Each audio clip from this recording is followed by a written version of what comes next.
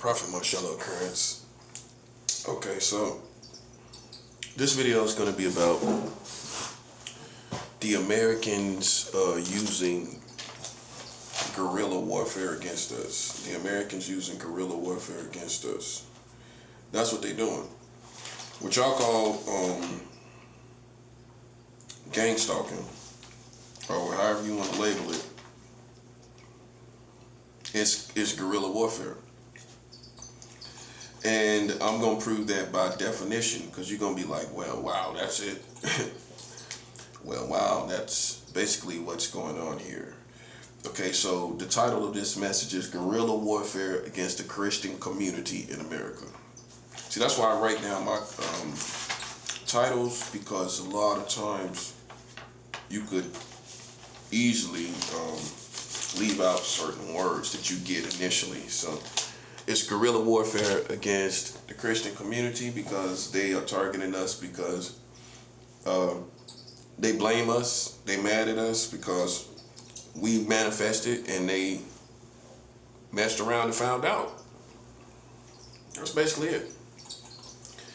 So because they messed around and found out, they just, since COVID, they got upset. Since the war in Israel, it's been on a whole nother level because they seen that we manifest. They knew that was us. If you don't know,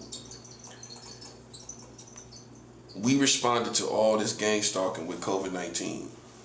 That's the response to all the gang stalking, all the accusations from my brother, all the games they played, and we just blew them out the water with COVID-19, and we just destroyed the whole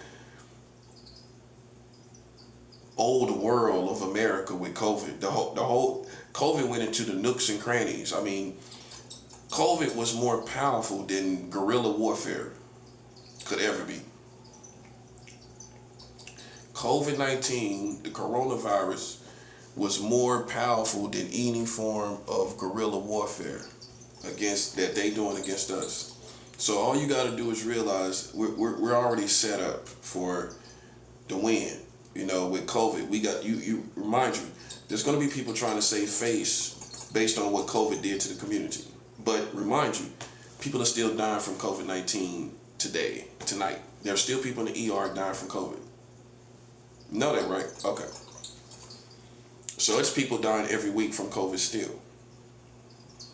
Keep that in mind. Dying. That means, what that tells me is they probably was vaccinated, or maybe it was one of those weirdos that never got vaccinated for all kind of reasons, and they're dying for whatever reason. But it ain't all unvaccinated people. It's vaccinated people dying too from COVID. So that's why I still keep a healthy covering on my face, because COVID is not gone. COVID-19 is not gone, and COVID-19 was God's response to all the gang stalking that was going on from roughly 2014, when it really just flared up. I would say it started flaring up around 2014 for sure, when I was in Los Angeles, California. And it just never stopped after 2014. So that's a good place to start, which was basically 10 years ago. We've been in guerrilla warfare with the Americans as Christians since in the past 10 to 11 years. That's how far this has gone.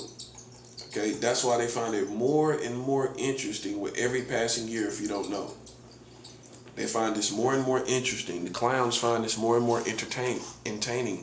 It's more and more entertaining to them because of how long it's been going on. Okay, you understand that? So if you know something been going on for 10 years, you know, a clown is going to find this very interesting. Okay, so they have been fighting us with guerrilla warfare. Okay, I'm gonna even stop kind of using the term gang stalking, because gang stalking as a term can kind of put you over in the conspiracy theory lane or whatever, and this is not what this is. This is facts. We all know this, right?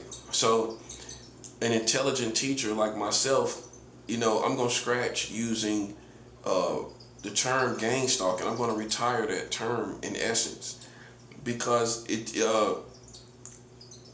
it really gets put in the category of conspiracy, and it leaves a vague understanding of what actually is taking place by description and details. Okay, like for example, one of the terms used and everybody's been using this is in gang stalking. One of the terms used is flying monkeys, right? And monitoring spirits. Those two terms, right? But it's not giving you no details. It's not something that an intelligent teacher would use. I'm going to go down to the actual descriptions and the actual position that we can actually detail in our real reality. Because flying monkey almost sound to the amateur sounds like it's conspiracy theory or paranoia or an illusion. So you come out better using a closer term that shows the position that's more believable to the amateur that you're trying to teach. Okay, I can believe it, but for the amateur, that's going to sound like unicorns. You're talking about flying monkeys and even gang stalkers. So, but one thing we do know is guerrilla warfare has been used in reality. Okay, so you don't have to convince anybody of real war, and that's going to be part of the task too. Is convincing people that we are at war, because a lot of people will also put warfare in a conspiracy theory category, real war, and they think you're paranoid or it's a conspiracy theory.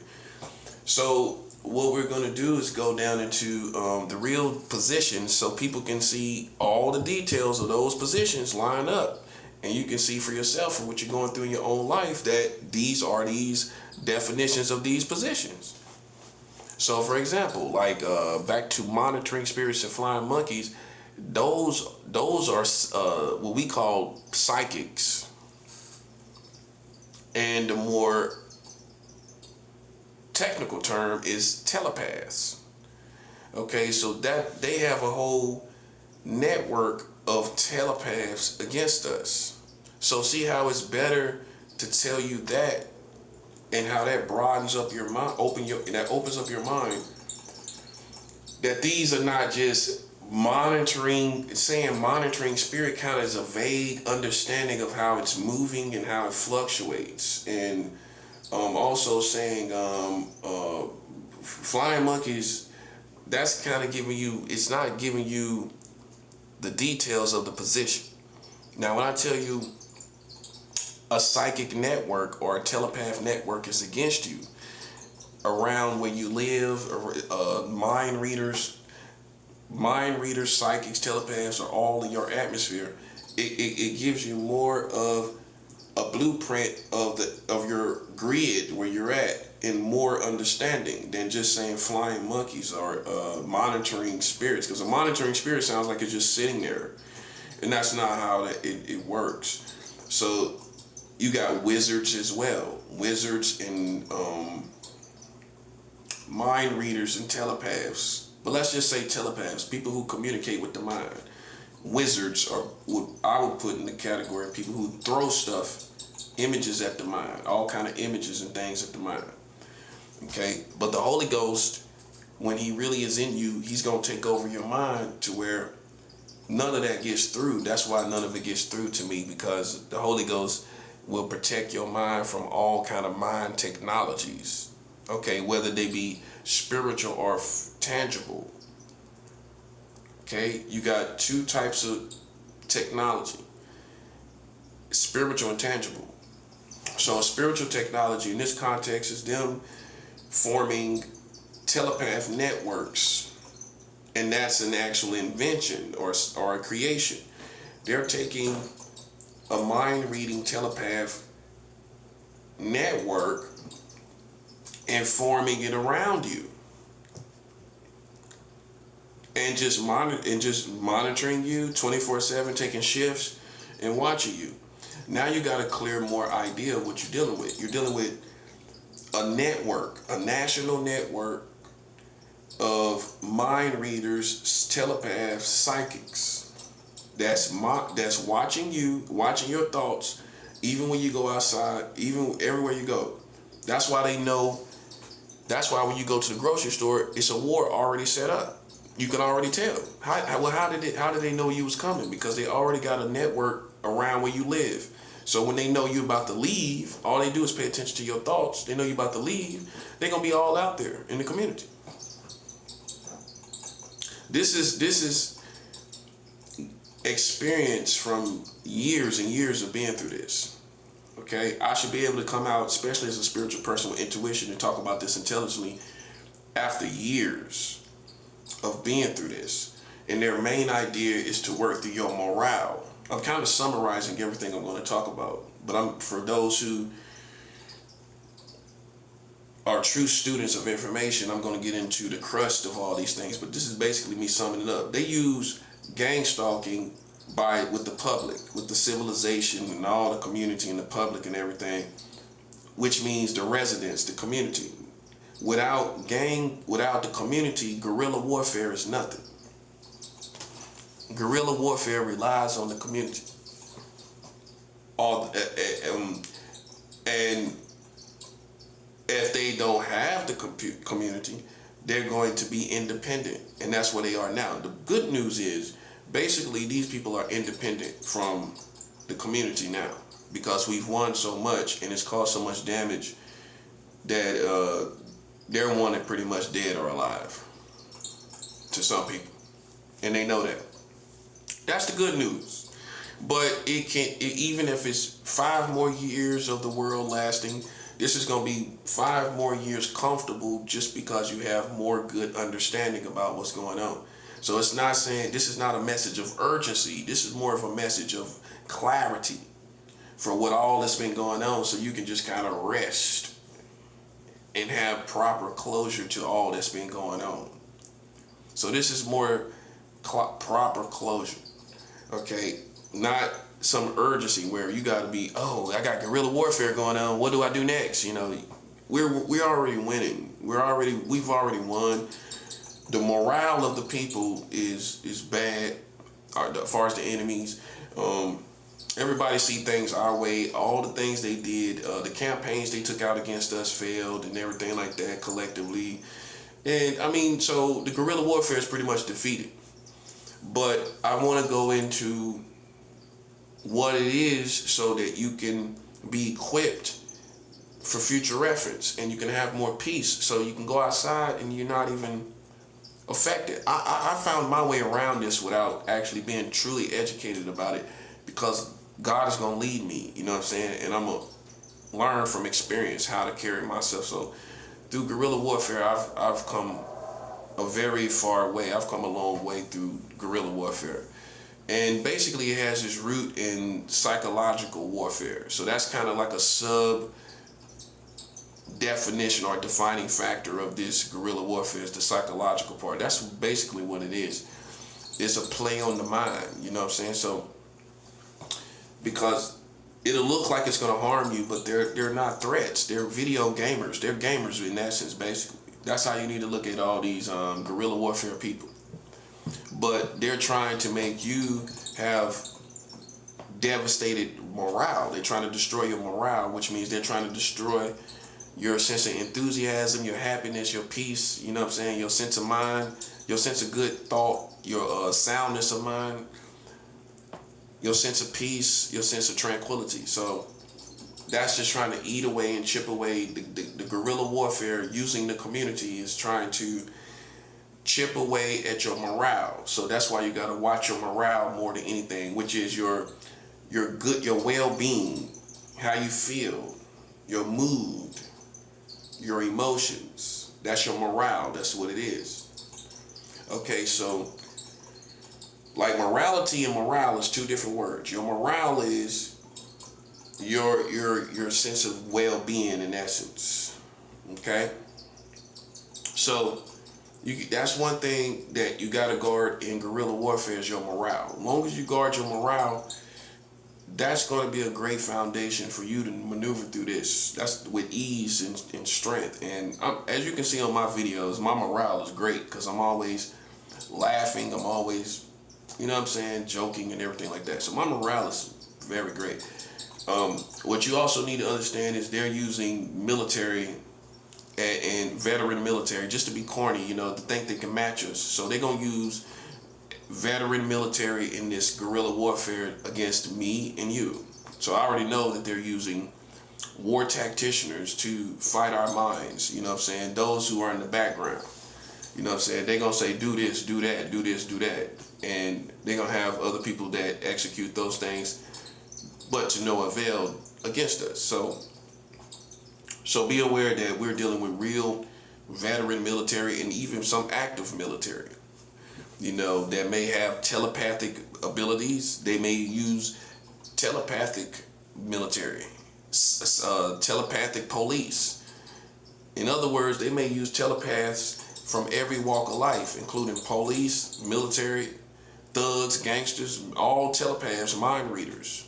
Okay, so they have a whole network of mind readers, telepaths, over the whole country. So you go city to city, they got all huge networks of mind readers that read the minds, that ride around and they drive around reading the minds.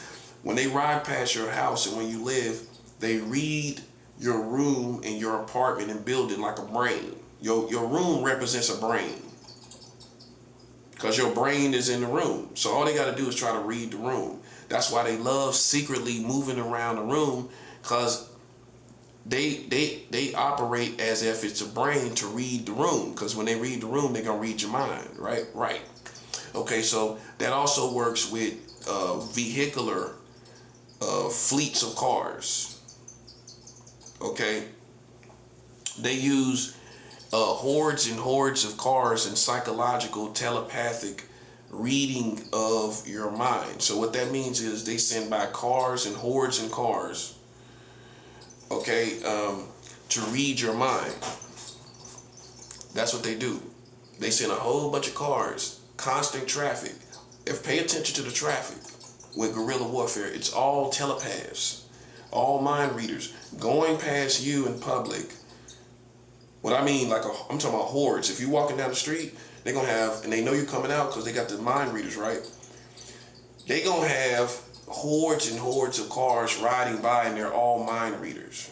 This is why you're outside, no longer in the house. They're going to have them and try to intimidate you also with the hordes of cars, the revving of the motors, the music, everything like that. Turning corners right as you hit the curb, turning corners right in front of you. This is all psychological war. Okay? And so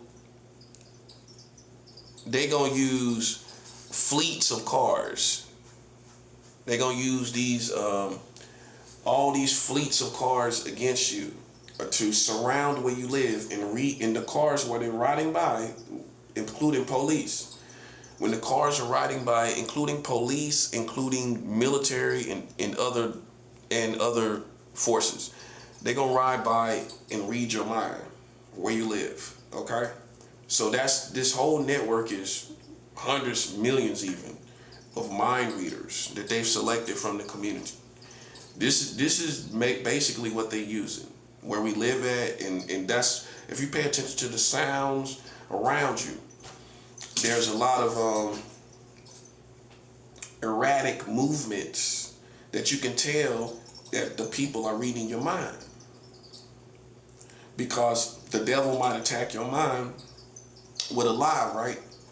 But they pick up on it, the mind readers, and they think that was your thought, and then you hear them moving around like they got you, like they've triggered you, like they found you with bad thoughts, but really they don't realize that you also fight the satanic kingdom. You also fight the satanic kingdom, right? Okay, so when you're fighting the satanic kingdom and they hear those thoughts, they'll move around as to trigger you or to confirm that was your thought when it really wasn't. You know what I'm saying? It was. See, what they really don't realize is that us as Christians, we have a war with the satanic kingdom. So the satanic kingdom has collaborated with these people because they know that Satan knows what they're doing. They're put in position to trigger your mind, to catch you in a bad thought what is pedophilia. That's the main thing they like. And the reason why they like accusing people of pedophilia, because it's a position that nobody likes in the community, right? No one likes a pedophile. But if I label you a criminal, an outlaw, that's celebrated. Even if you're black, they can't demonize you as being black no more, or a thug or a gangster or anything, or even a serial killer, even a crazy person. That even gets celebrated. You got people that like bugged out people. They like serial killers and all this kind of stuff. So that even gets celebrated. So they found a way to find an image which is pedophilia, that nobody likes, and they try to use that. That's why they use that so much more common, because it's an image that anybody will. This is understanding the satanic kingdom too. Whether it's not even they smarts, it's the satanic kingdom smarts, where it's the smarts of the devil.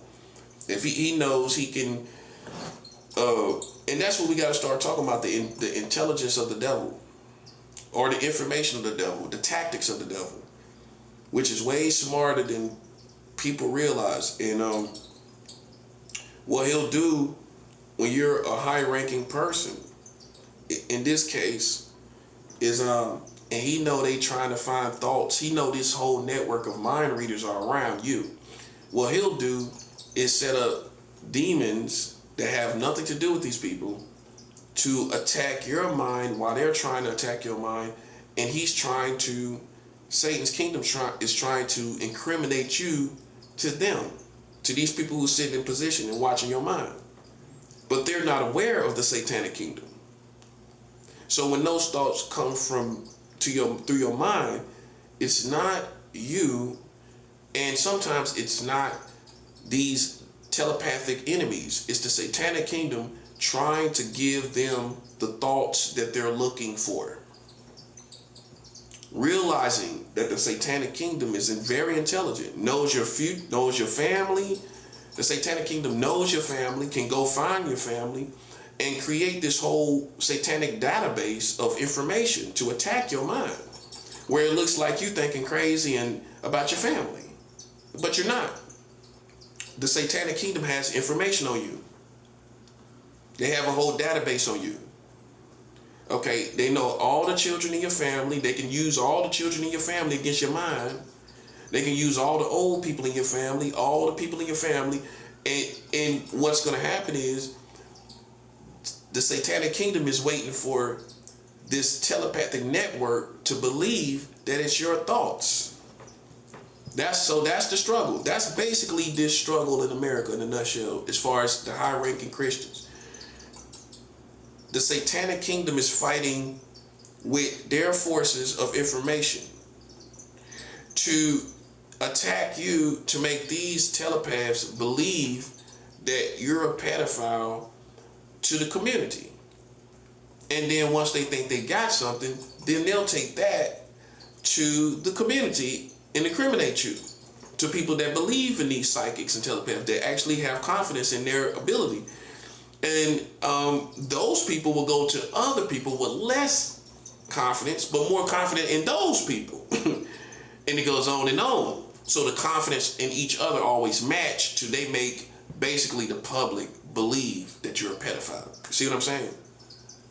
So that's basically what the whole war is. The satanic kingdom put it all kind of war. It's not just them. Don't give them that much credit. It's not just these mind readers.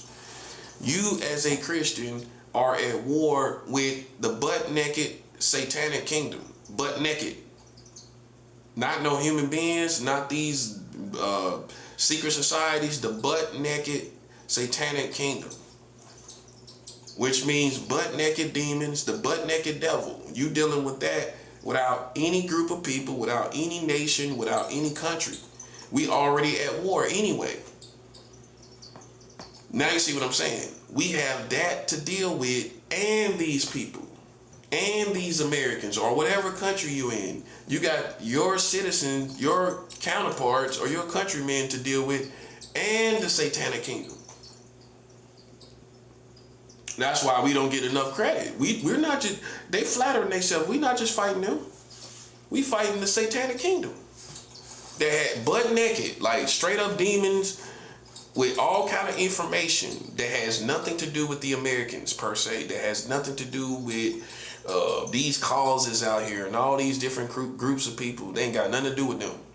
But they'll think they do, but they don't. Because their agenda is a little more sophisticated, and they just gonna move differently. They're just not part of these people. But what they'll do, the satanic kingdom will do, I'm telling you from experience, if you are in guerrilla warfare with the Americans, the satanic kingdom main goal every day is to try to get at your mind and incriminate you to these mind readers that's in place against you. He gonna try to, Satan's kingdom is going to try to incriminate your mind to these people. Like, see, look what he's thinking about. Cause they put themselves in position. So when Satan sees you put yourself in position to incriminate this person, he gonna say, oh, well, let me put my demons down there to set up a whole network like they got one against this person where we gonna fight until they believe he thinking something crazy. And we gonna use all kind of stuff from the culture and all kind of stuff, all kind of things. We gonna use information, all kind of information we got. We gonna use his family information. We gonna use everything we know, everything. We gonna use everything, period. And long as you're aware of that, they are going to be defeated. They hope eventually you'll be defeated with the information, or that you'll be incriminated to the community by way of these telepaths. See, they're in position to incriminate you to the public. That's why they're here. They're in position to find something on you to then go to the public community of America and say, you're a pedophile. We got him. We caught him. We caught him thinking something crazy. Okay, so that's the whole war day by day, 24/7, 365, 52 weeks of a year. Okay, that's what's going on here. But the good news is the war has caused God to respond since COVID-19. That's what COVID-19 is. Now I can talk to you clearly because I got credibility, right? The war of guerrilla warfare is caused God to respond with COVID-19. COVID-19 is from God. Now, when I say that to people that don't believe in God and everything, it's going to sound kooky. It's going to sound like I'm crazy or nut or whatever, and trying to incorporate God into every single situation or happening or occurrence, right? But this is true. COVID-19 is a direct response to all the guerrilla warfare in America that was against Christians and good people that was doing nothing wrong. That at least that they couldn't prove it. Okay? So, as a result, God sent a plague of COVID-19, and it's still here. Okay? So now you can see everything in a proper way. Like, we're not together in this. They saying we are together in this. We're not together in this because, see, you're going through this because you play games with God's people. So how are we together in this? I'm not together with you. I'm standing back praising God for releasing this plague against you for playing with God's people. And that's just like what a prophet would tell you. He will show you the plagues that God sent against you. Because in these days and time we live in, some people would think that ain't no plague. No matter what happens, no matter how bad it is, no matter what happens, and this is food for thought. Some people, no matter what happens, they're not going to think it's a plague from God. They're going to think it's something else. If it's not super crazy, you know, like for example, with Moses and Pharaoh, where the water turned to blood and the frogs and the plagues of frogs, if it ain't super crazy like that, right? They'll just think that, well, that's not from God, you know, but it was. That was a plague from God. That was a plague from God. And so that's what it is. It's COVID-19 is a plague from God because of all this stuff that's going on, these people running around. So now you get what happened. Now you see what happened. That's what happened. Now you're up to date, basically. COVID-19 is God's kingdom responding against the gang stalkers. Just in case you thought God did nothing, he did do something. God sent COVID-19 to the Americans. And like I've said before in the past, if I could take it away from the rest of the countries, I would. If I could take it away from all these other nations that went through that, I absolutely would. But looking at the natural world and having a good high intelligence on how something like that would have had to get to America, it took all that spreading to affect these people. But I'm telling you, as a prophet, on my credibility, looking at the seasons that was before that and all the things that was going on before that, COVID-19 was a plague against America specifically, not the whole world. It wasn't meant for the whole world. But the Americans are going to try and join and band against with other people like as if we were against the world, which we never was. But we have to cover our bases because America is all in the world. So a smart war tactician is not going, knowing America is totally international, more international than any other country. Okay, so then we going to have to cover the whole community, the whole world in spiritual warfare. We're going to have to cover our whole bases that God find all our enemies in the earth. They're not going to just use Americans if things get bad. They're going to use all their alliances. So I've already, in spiritual warfare, as far as fasting, I've already covered all the alliances. All the alliances of America is already covered in spiritual warfare. I'm not going to wait for them to go run, because I know who I am. I know who God is. And I'm smart enough to know, before all this came to this point, where now they're watching us, before this even came to this point, I knew eventually they was going to see all this stuff happening and want to go get somebody else to fight us. That's what you got to get ready for, okay? They want to join somebody else against us. They might bring in a team from another country that specialize in the same stuff, mind reading, all this stuff. You can even say they might import witches and warlocks from different countries that specialize in more potent witchcraft to use against you and me, okay? That's the name. That's how this is moving, which means they may use other countries and other people from countries. They might use the whole community, the whole global community. We don't know how far this is going to go because of the manipulation of the Americans. They got a lot of people they can use, and that's how you got to look at it. Before they just go down without a fight, you don't think they're going to use some of their forces outside the country? Of course, they're going to try to. That's what I'm trying to get you ready for. But I'm already ready for it. I've been fasting against all their alliances, every alliance of America. The main ones, and you can go look at a list of the main alliances of America. And I'm going to be fasting. I'm fasting against all of them. I got the whole list, and I fast against all of them. So whoever their alliances are, I'm fasting against them too.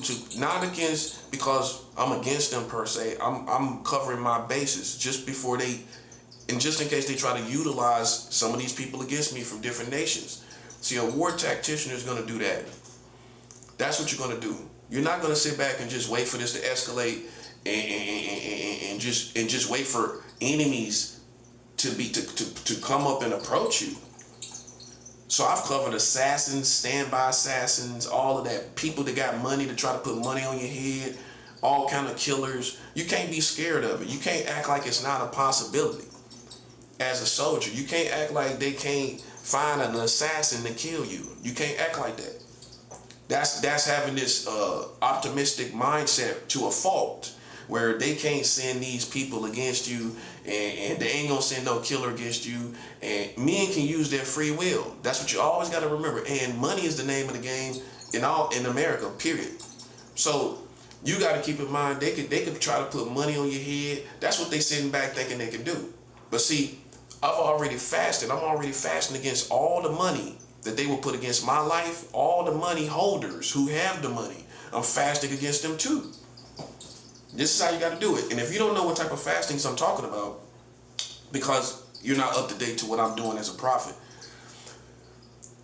I do lifelong fastings, which means I abstain from certain foods and food brands and food items for the rest of my life. Okay? I give those food fastings those food items that I abstain from certain foods, I give those foods that I'm abstaining from, that fast, a certain assignment against people, certain individuals, certain governments, certain groups of people. And that has been very tremendously effective for me. Okay, so with that being said, I fast against, all these people, these alliances, and all these people lurking around, these assassins that possibly, I'm already doing a fast against all possible assassins against my life, and I recommend that you do that too. Don't sit back and wait till people get mad and want to kill you and want to put money on your head. This is America. That's the name, the name of the game now is who can I pay to try to kill this person? So you don't run from it. You don't have it in the back of your mind like one of your worst nightmares. You confront it like a man, like a soldier, or like a woman, like a soldier. You confront it. So you confront it with a lifelong fast offering a certain food item for the rest of your life against these money holders. That's one fast. You can't put it all together. I do Pacific fasts to make it potent, more potent. Split it up to make it potent.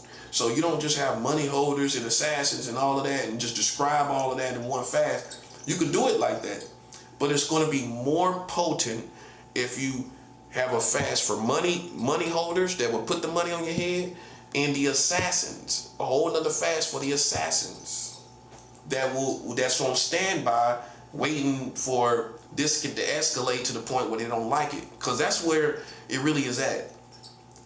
There's people sitting back that just seeing how far it's gonna go before they try to see if they're gonna do something to us. So we're gonna beat them to that, and we're gonna beat them from that position by already going into spiritual warfare against these type of people that's sitting back on your life, and you ain't doing nothing, but yet they sitting back in position like to see if this spiritual war is gonna get bad enough, and then they'll send assassins as hired guns against you. Other people just sitting back, rappers and singers. You got to incorporate all Americans, because that's how goofy a lot of people are. They'll involve rappers, singers, and everybody just betting on your life. And I know that happened to me. I know people was betting on my life every year. Oh, let's see if he lived this year. And people putting up bets against my life. You know what I'm saying? All type of stuff like that. Just let that be kind of a general way of thinking, that how these people are thinking. That's kind of the energy, where they kind of betting, and they don't care about us. They just trying to bet and see how far we can go and how far this is going to go. It's entertainment for them. Meanwhile, we dead serious. You know what I'm saying? So you have to fast against these people that are out there on standby, these assassins against your life, these other forces. And I'm already on that. So if they think I'm slipping and I'm not aware of like people putting money on people's head, I mean, how would I be educated or savvy on the streets and I don't understand the concept of putting money on people's head? Of course I know about that. Okay, so then you should know I'm gonna cover that. I'm in spiritual warfare with the Americans and all these people with money. You don't think I'm gonna cover money being put on my head? Hire guns, assassins. Okay, that was the beginning. I did that in the beginning. Just being aware of the Americans, being aware of these people around me. So I've been covered that years ago. Assassins on standby. People just waiting for it to get bad enough. People that got money, they can put money on your head. And even if it's, let's just say in your case, it's not going on, it's good to cover it before it even happens. Because we winning. And they gonna get bitter, they butthurt. Okay, so then you ain't gonna wait for them to get mad enough to send somebody to try to take your life. You're gonna be fasting against that already. I'm already fasting against anybody that would try to take my life because you butthurt about what happened with America. So you know that's really where it's at. You know what I'm saying? That's how we move. That's how we move, and we ain't leaving stuff unconfronted. We will confront it. That's what real soldiers do. If you know they might try to put somebody money on your head, and it's already money involved. That's why how you know is because people are too motivated against us. Without how they that motivated without money? It's got to be money involved. It got to be. I'm not saying they become billionaires for playing these positions, but it's got to be a certain amount of money, because Americans are not going to be that motivated without money. They ain't going to be running around playing games around with you, because remember, they're using the community against you too. They ain't going to be that motivated without money. So you know, with all this going on out there, money is the name of the game. Even though they hate you for whatever reason. The main reason, because you are a Christian. Money's still gonna be the name of the game. Before anybody really move and be motivated, they ain't getting out their bed without no bread. Think about it. No. Would you? Would you just be running around like you're a teenager and you ain't getting no money out of it?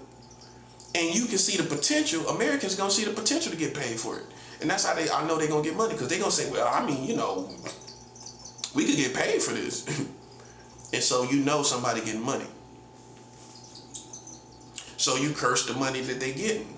This is how I operate. I'm already doing that in my life. I'm cursing the money that they getting. Yeah, you're supposed to. Let it run through their hands like sand. They can't even enjoy it. All the money they getting to gang stalk you, or in guerrilla warfare, you fast that they do not enjoy the money they are given. That's how you get them. Well, even though they get the money, they don't even enjoy it. That's how you get them, man. So this is I'm going through what guerrilla warfare is, because I know most people that live in America, you have heard the term. You've heard the term guerrilla warfare and everything like that. You've heard the term. Okay? So I'm going to go through the details, because you couldn't possibly know, because it's not as complicated. It's not as simple. It's a lot more complicated than what meets the eye. You might have had visuals from movies in the 80s where guerrilla warfare to you is people in the jungle, fighting in the jungle. That's a stereotypical idea of guerrilla warfare. But what you need to be most concerned about, and what defines this situation with the gang stalking as guerrilla warfare, is because they're using the community. They're using the neighborhoods, the whole neighborhood they're using. Don't let it scare you, but they're using the whole neighborhood. They all are involved against you. All of them. And that's why it's moving like that. What's going to play with your mind is, well, I'm not that important. Why would they do that to me? Because you're a part of God's kingdom. You're part of other people that's a part of God's kingdom. If you're not a Christian, the reason why they're doing it to you is because of who you are, or who you're affiliated with. So either way it goes, you either affiliated and they attack you for being affiliated, or they attack you for who you are. Okay? So, but in this case, they have attacked all Christians. That's what the war is. These famous Christians, the most known Christians, these churches, it's just all-out war against Christians, and that's how you need to hear it. It's guerrilla warfare against Christians, which means they're using whole communities and neighborhoods against us. This is from experience. I've been through this for years. I know what I'm talking about. They use whole neighborhoods. You got communities and then neighborhoods. Like Brooklyn is a community. Brooklyn has many neighborhoods within the community of Brooklyn. They're using many neighborhoods against you and me, and wherever you live. Let's just say you down south, and you live in an apartment complex in a certain neighborhood. If you're a high-ranking target, if you're a very spiritual person, and sometimes it ain't even got nothing to do with that, because it's now an all-out war against Christians. So you might not even be considered necessarily a high-ranking target, but it's just so many people that want to be involved, you know what I'm saying, that they can put you, with all these people they can use, they just gonna cover everybody. Why not? See, that's how it's looked at. Why not just cover all these people, since we got so many people? We could just cover all these Christians instead of just a couple high targets. So then some of y'all are gonna say, well, you might feel like, well, I'm just an insignificant person, but they're just covering everybody. They're looking at us as Christians, as how it is, they looking at us as one unit and as the enemy as one unit. They're looking at us as the enemy. So then with that being said, it doesn't matter how significant you are. They're going to cover, these Americans are covering all Christians secretly. It's a secret war. That's why you can't pay attention to no politicians. I don't pay attention to no Christian, no politician talking about no Christians. Because they know about the war that's going on. And so then, I mean, you might be saying that to throw other people off, to make them think that you love Christians or you for Christians, but you're not for us. That's the Jedi mind trick. That's the deception. War is all about deception. I'm glad I'm saying this. War is all about deception, which means your opponents is going to use the element of deception. If not for any other reason, they're going to use the element of deception to so that you don't see them coming in whatever attack that they use. If in basic warfare, if I know in simplistically, in warfare broken down simplistically, as far as war in itself between two forces, if I know you're coming up the hill, then I'm gonna be ready. I'm gonna be prepared for you. I'm gonna have all kind of stuff ready. So I gotta use deception so you don't know I'm coming up the hill. You see what I'm saying? And that applies to any engaging of the enemy. They gonna be deceptive so you don't see them coming. That's why deception, wars rooted in deception. That's why you don't trust nothing. Because it's all put out there for you to trust something, or trust people, or trust America. So you don't trust nothing because you already know they don't want you to see them coming. So okay, they're gonna try to deceive you. They're gonna make it seem like it's all good. It's never all good. Okay, you have your being in real warfare time at all times. You're at war at all times. It's never all good. Even though you're happy, or you're joyful or whatever, you're at war at all times. It's never all good. That's one understanding principle and fundamental understanding of war. When you're in real-time war, it's never all good. Like, never. Because you're at war. And until the war stops, it's never all good. It's never all good. You can eat, you can enjoy movies, enjoy stuff on TV, whatever, enjoy your loved ones, but because you're a soldier, you see what I'm saying?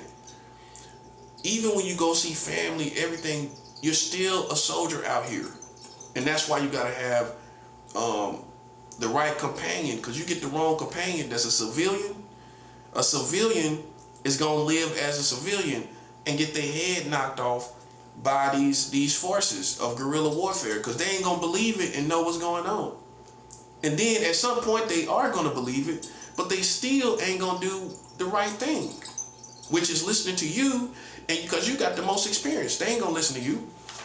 So basically, these days, going into 2026, if you are being gang stalked in guerrilla warfare, I wouldn't even consider a companion that doesn't understand it. I wouldn't even consider, it could be the most beautiful woman in the world. I have to pick somebody that understands war. That's it.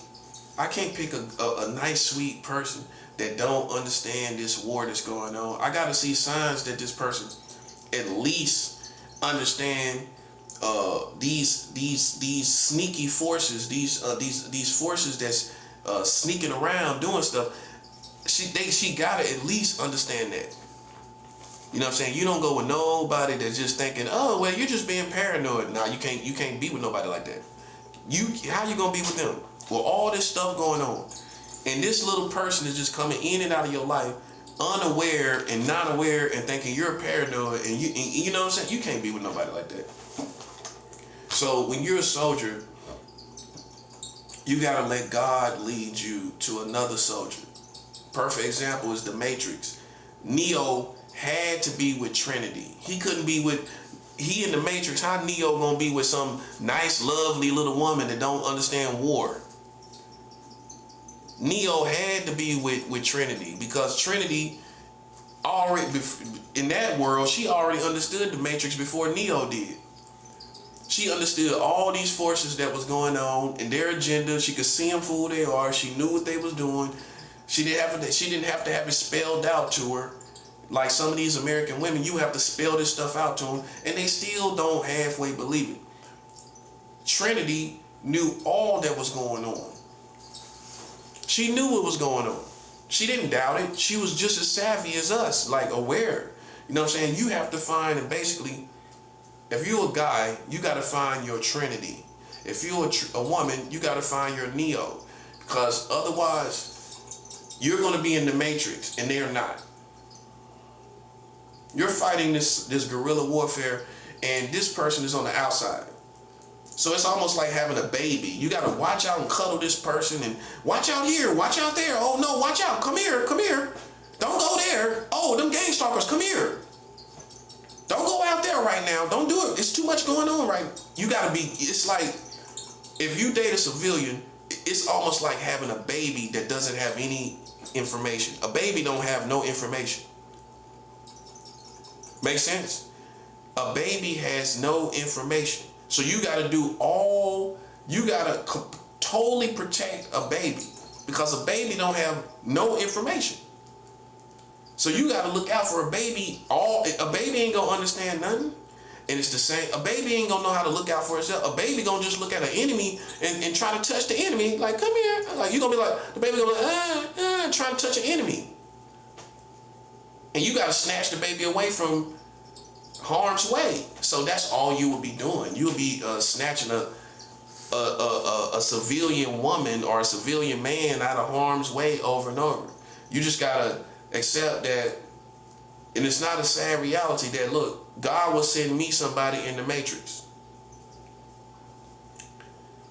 Right? God will send me somebody, a companion that's aware of the Matrix.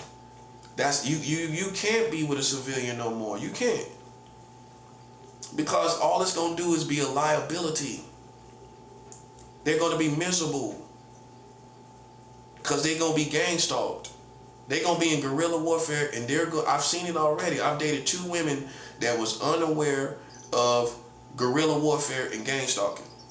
/ gang stalking. They was aware, but they became aware of it. They couldn't deny it, right? But even with that being said, they still didn't pay attention to the teacher. So they will become aware, but they still won't have corresponding action. They're going to still try to act normal.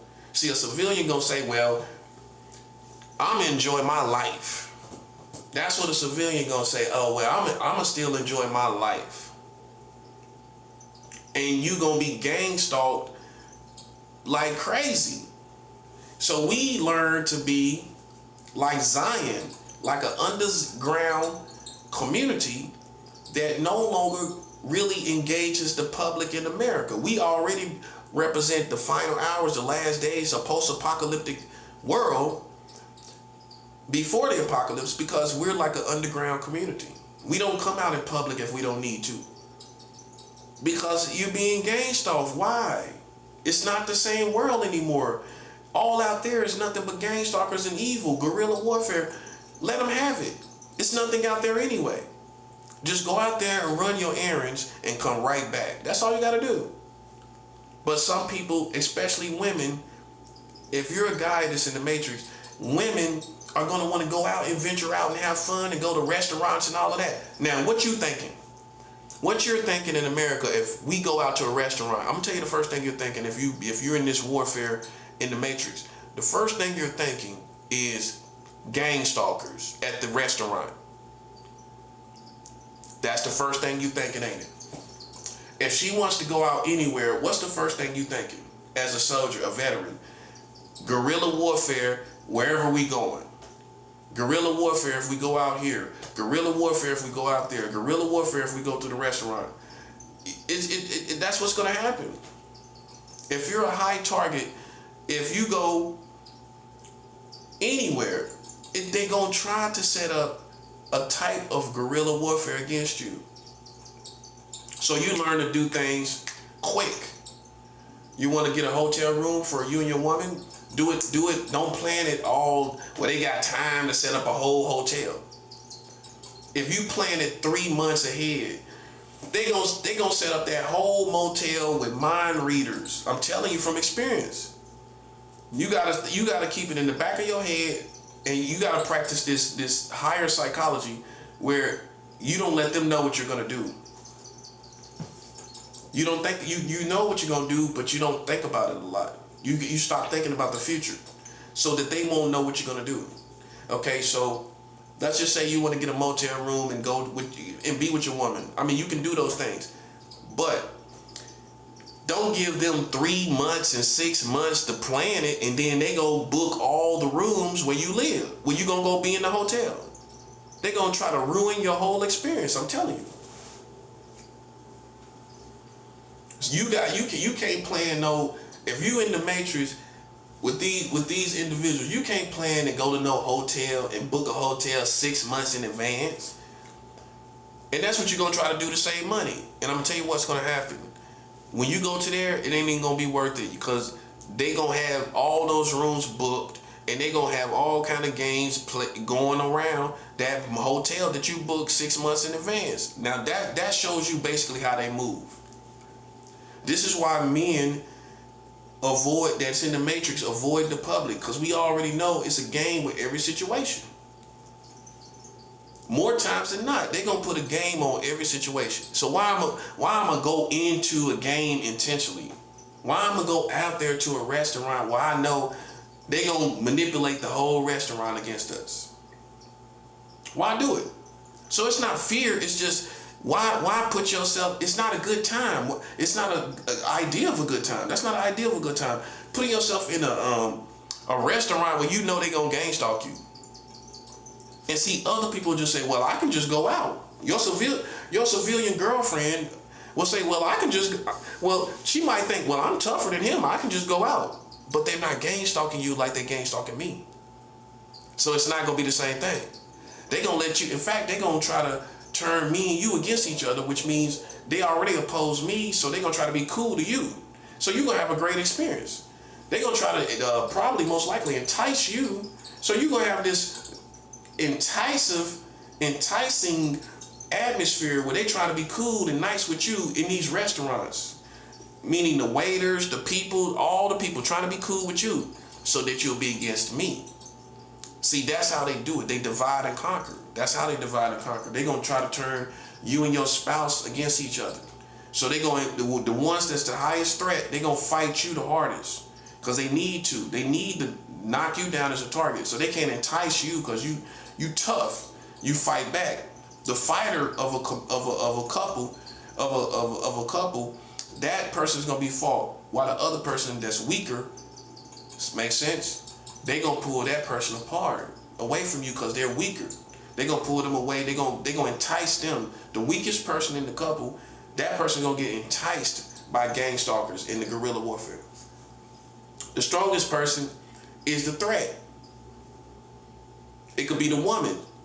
The woman is the threat. The dude, you know, he halfway carnal. He halfway in the world. You know, he halfway. So what they gonna do? Send women to him because he weak. He ain't really dedicated to you like he should be. Okay, so they gonna fight you and entice him. Fight you and entice him. Because if they fight both of y'all gonna stand together. Y'all gonna band together. They gonna come in yelling and mad about the gang stalkers and the guerrilla warfare, and they gonna take up your cause. So what will I do? What they gonna do to a couple? They gonna divide and conquer. That's military strategy. And so how they gonna do it? They gonna attack you, which is the threat, and they gonna entice the people that you with away from you. I've been through it. They gonna entice women, the women that you with other women, lesbians, and men that they feel is better than you, and they gonna pull that woman away from you. That's what they gonna do. I've been through all of this. This is why God is so hardcore on these people. That's why it's no mercy, because you looking at just one aspect of the situation. You looking at just me stepping outside and they just need to leave me alone, or I'm in this building and they just need to leave me alone. No, They gang stalk my family. They've gang stalked my women, the women that I've been with, more than one. And God is looking at all of that and holding that into account. That's what I'm saying. You looking at, oh, what they just directly doing to me, playing around me and all of that. Nah, it's they gang stalked my women. They gang stalked my mother. And I know that. You know how I know they gang stalked my mother? Because, and this is why the war is on. That's all I needed to hear. How I know they gang stalked my biological mother is because she complained about these thoughts going through her mind that she don't usually have. That's what she told me out her mouth. These thoughts that's crossing her mind that she don't usually have. That's gang stalking. That's psychological gangs. The wizards, they put them around her too. So I already knew that because the last time I was with my mom, I could see the gang stalkers on our path. Like I said, in our routines. They always have fleets of cars and they turn the community against us. Okay, so in my mom neighborhood, they gonna turn all the people at the stores, the merchants, all the restaurants against this one person.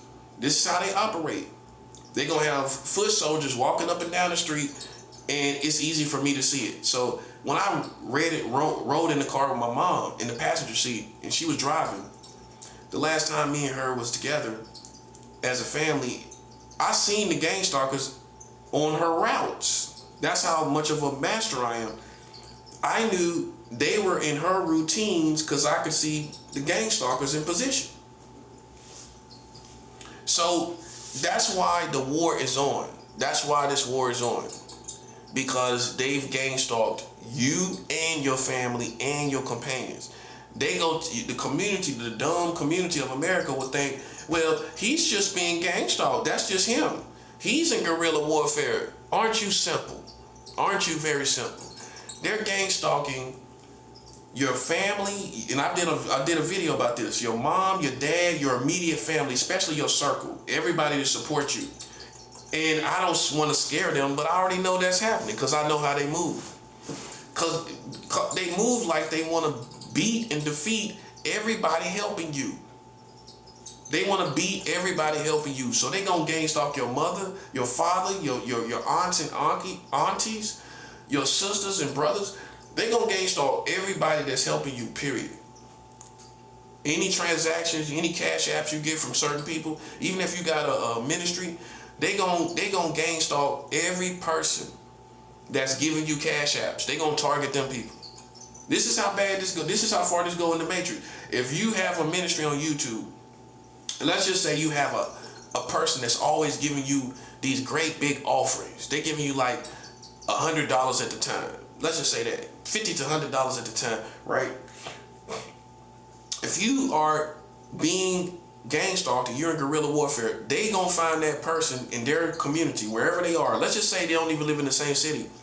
They gonna network with the city that person is in. And they gonna go find them and go down to their neighborhood and align the same thing that you're going through in your life against them. They gonna do the same thing. And that means also they gonna gang stalk their family and their loved ones and their companions and everything. This is how they moving, man. It's a nationwide network. Okay? Settle it. That's how bad it is. Now, doesn't it make sense that we turn our back on America?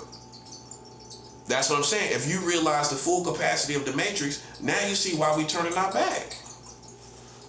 Because literally we are Zion, as in the Matrix. We're Tank, we're Morpheus, we're Neo and Trinity. That's us. It's not these other people. It's not no Illuminati or Freemason. They wish they could be Neo. They wish they could be Trinity, Morpheus, and Tank. That's none of them. They part of the enemy. That's why they hate it so bad, because they realize that they're on the other side as far as the Matrix. As far as the Matrix, they on the whole other side. They the enemy. We're Matrix. We're Neo. We're Trinity, Morpheus, and Tank. That's us. Okay, so that's really how this is panning out. It's not America. They're not Neo. They're not Morpheus. They're the enemy. And the reason why I'm telling you this is from experience. This is from experience. They are using the whole collective community. And I don't want you to be overwhelmed, but I want you to be aware. Awareness is more important as a soldier than me holding back information. So you just don't get too scared. God will keep your heart. He will keep your heart from failing you. He will keep your soul from failing. They using the whole community. And that means they're using all these Americans that is not a part of these secret societies. They're not a part of it. They're not a part of the secret societies. But they're being utilized against us. Okay, so then a spiritual warrior is going to attack everybody being used. All these merchants, all these people in stores, all these people they put together. With all the mass amounts of people in ground they cover, how can you think the Americans are not involved in this? How you can't even, how you gonna think it's just a group of people? It's not. Because they have to have access in different ways that the American give them access. That's what I'm trying to show you. They gotta get access to these stores and everywhere you go. And so they gotta come in and manipulate the Americans to give them access to you. And let's just say you go to a new neighborhood that they ain't really at. What they gonna do? They have to go network in that neighborhood and turn the neighborhood against you. Now it's the different energy because they done told people all kind of stuff about you in the neighborhood. Now it don't feel the same. You know why it don't feel the same? Because they have now began to utilize these community people, the whole neighborhood against you, including the stores, the restaurants, the whole neighborhood. They all the enemy. So it ain't no need to act like it ain't no need to act like it's gonna go backwards and it's gonna go back into something else that it's not. It's not gonna go backwards. It's a matrix and it's everywhere and it's over the whole country. You know what I'm saying? And then once you realize how far it goes, I mean, they can't pay us all back. So that's why it's all out of whack. I mean, even if I get my money, what about all the other people being gang stalked? What about them? And God gonna defend them too, just like he defend me. So it's too out of whack for it all to stop. It's not gonna stop because even if I get money, what about these other people? What about my mom? What about my dad that they've been gang stalking? What about giving them money? You ain't gonna be able to give all these people money. What about all these other women I've been dating that you wronged?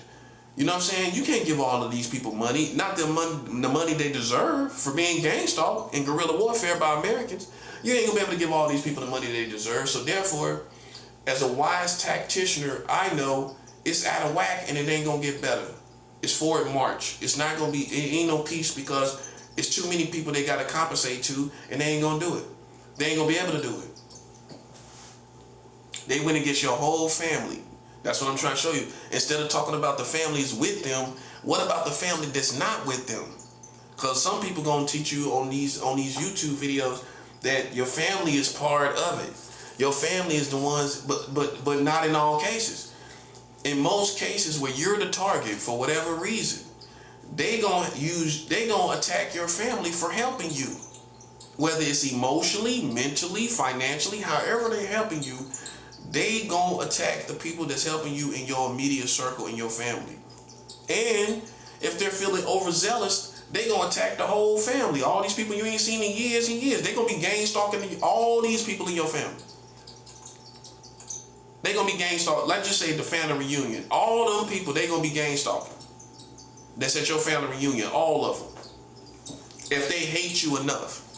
So I already know they kind of basically gang stalking my whole family tree because they obsessed over me like that. So if you obsess over somebody, you're gonna find all the people in this family. You're gonna go to all the people in this family and you're gonna gang stalk all them people because you're so obsessed with this person, obsessed with beating this person. You're hateful towards this person. So you're gonna go to the full capacity of gang stalking this whole family. All the people in his bloodline, you know what I'm saying? So that's what the Americans have done, you know what I'm saying? And they probably doing that to you if you're a high target. If you're high ranking in God's kingdom, they doing it to you too. Okay, so you got to come to terms with it. Now, like I said, every family member can't bear the truth. But your mom and your dad, you gotta tell your mom and dad.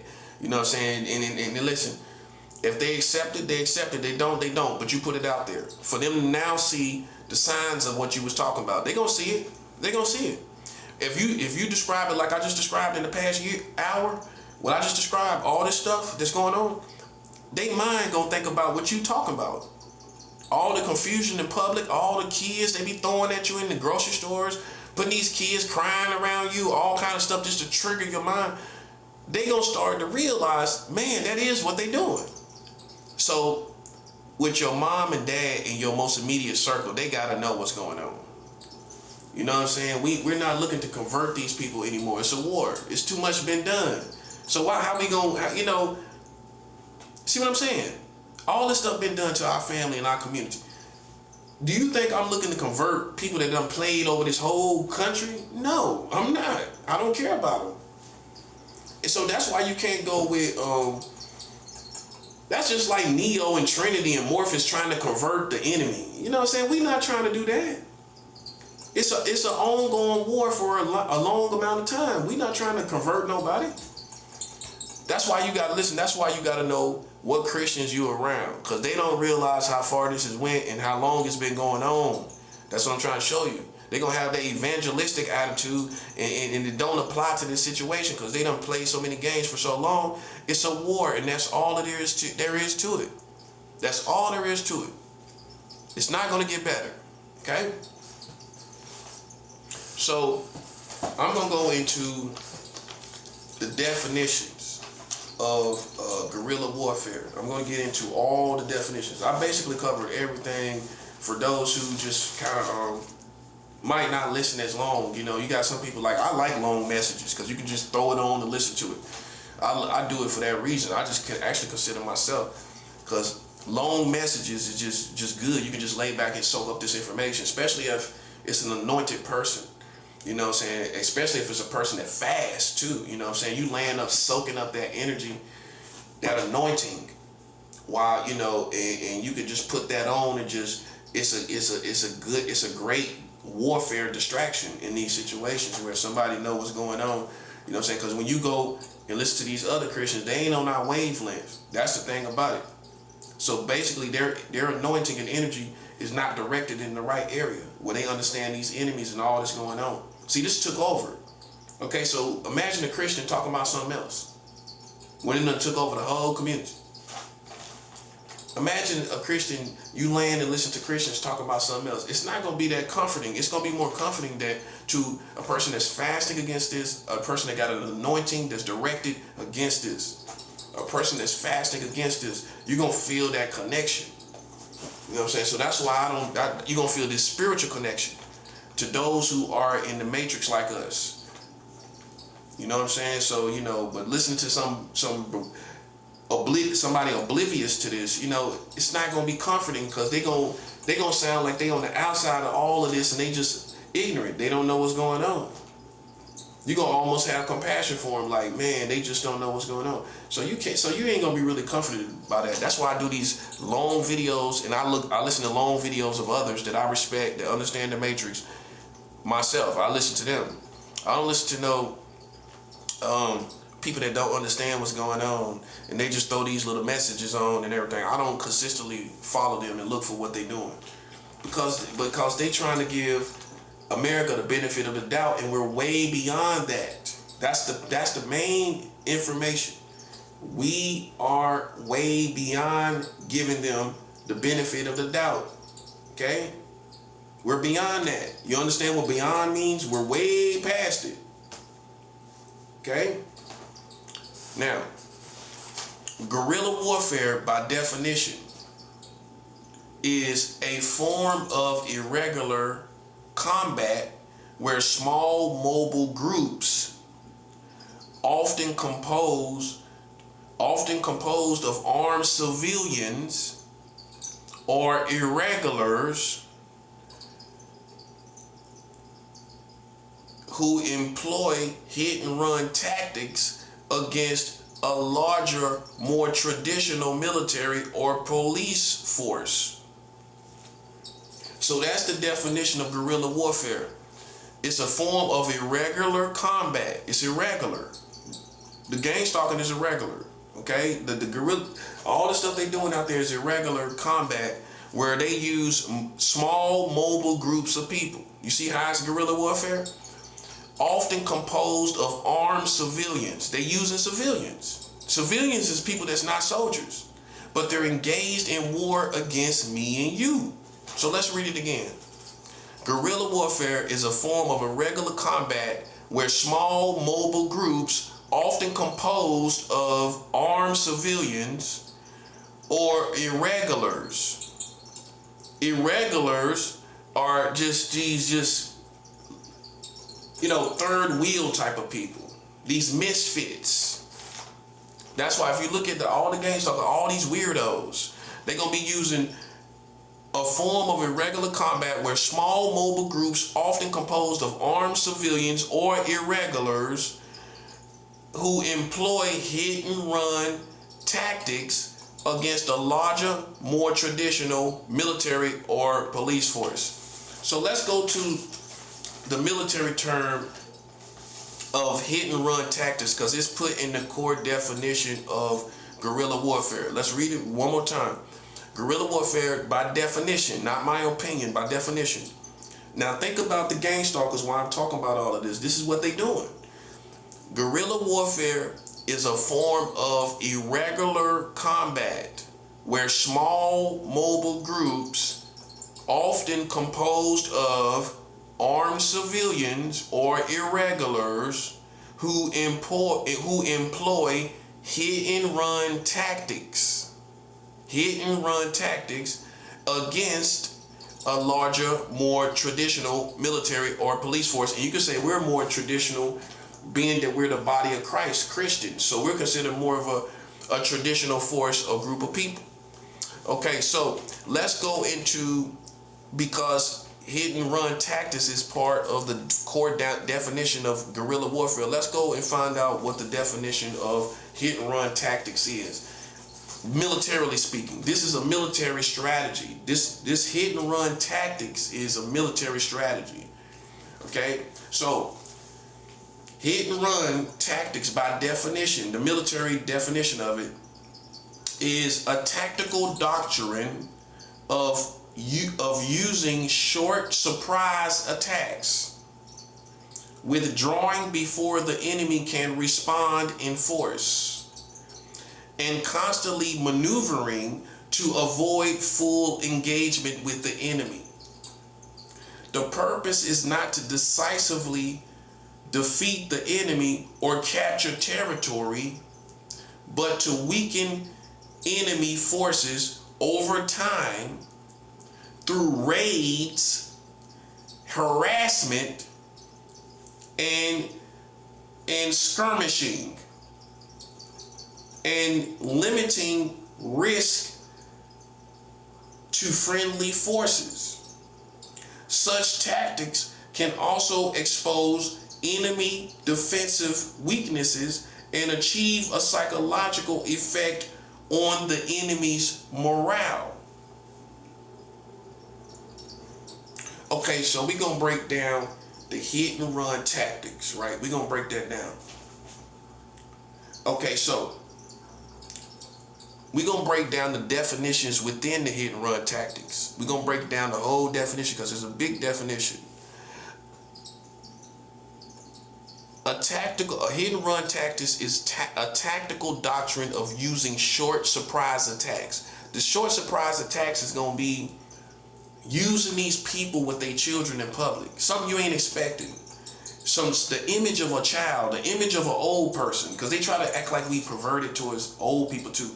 They're going to try to use these surprise visuals in public places of children, animals even insinuate me into bestiality. They're going to try your mind with all this kind of stuff. And it's in the category of these surprise attacks with hit and run tactics. As far as hit and run tactics, they're going to have these short surprise attacks, withdrawing before the enemy can respond in force. Before you can even say something, they're going to do that and move, right? and leave you with questioning your own morality. Okay? And constantly maneuvering to avoid full engagement with the enemy. The coward's gonna constantly maneuver to kind of avoid full front confrontation. Because if you built like me, you always wanted the full confrontation with these gang stalkers. At some point you're gonna want it. Because you're real, right? But they're gonna constantly maneuver to avoid the full engagement with you. Okay? The purpose is not to decisively defeat the enemy. That's not the purpose. See, that's gang stalking. Because you wondering, well, why I ain't got shot at? Why I ain't got punched? Why I ain't getting no fights? Because the purpose is not to decisively defeat the enemy. This is all hit and run tactics. That's part of the definition of guerrilla warfare. This is the core part of guerrilla warfare. Surprise attacks, using these short surprise attacks, using children in public, popping out at you. One of the persons I dated said they've been using children to pop out at me. Children popping out the blue. That's surprise attacks to try to trigger your mind with these visuals of children. Children they think you will be tempted by. Old people they think you will be tempted by. All these people they think you will be tempted by. They're going to pop them out in public to try to play on your psychology. Okay? And then they're going to withdraw before the enemy can respond in force. Before you can pick a fight, before you can say something, before you can even call it out, they going to respond before you can respond. They're going to leave, they're going to withdraw before you respond in force. Okay? And constantly maneuvering to avoid full engagement with the enemy. So they're going to act like they're doing something else in public and all this stuff. They're going to act like they're going to avoid physical conflict and all that type of thing. Most definitely physical conflict. Okay? That's why they're esteemed as cowards. Okay? The purpose is not to decisively defeat the enemy or capture territory, but to weaken enemy forces over time. Over time of you going out all the time, going to run your errands, they're trying to weaken enemy forces over time. So they're going to do long-term goals of trying to, in guerrilla warfare, trying to break down your sense of image, who you are, everything. Your morale. They're going to try to break down your morale over time. This is why in guerrilla warfare, your morale is more important than anything else. Because that's what they're trying to chip away with. They're not trying to kill you. They're trying to chip away at your morale. Right? When they break you down.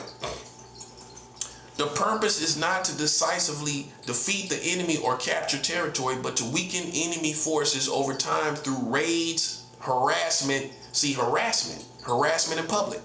That's what they're doing. That's what the gang stalkers are doing.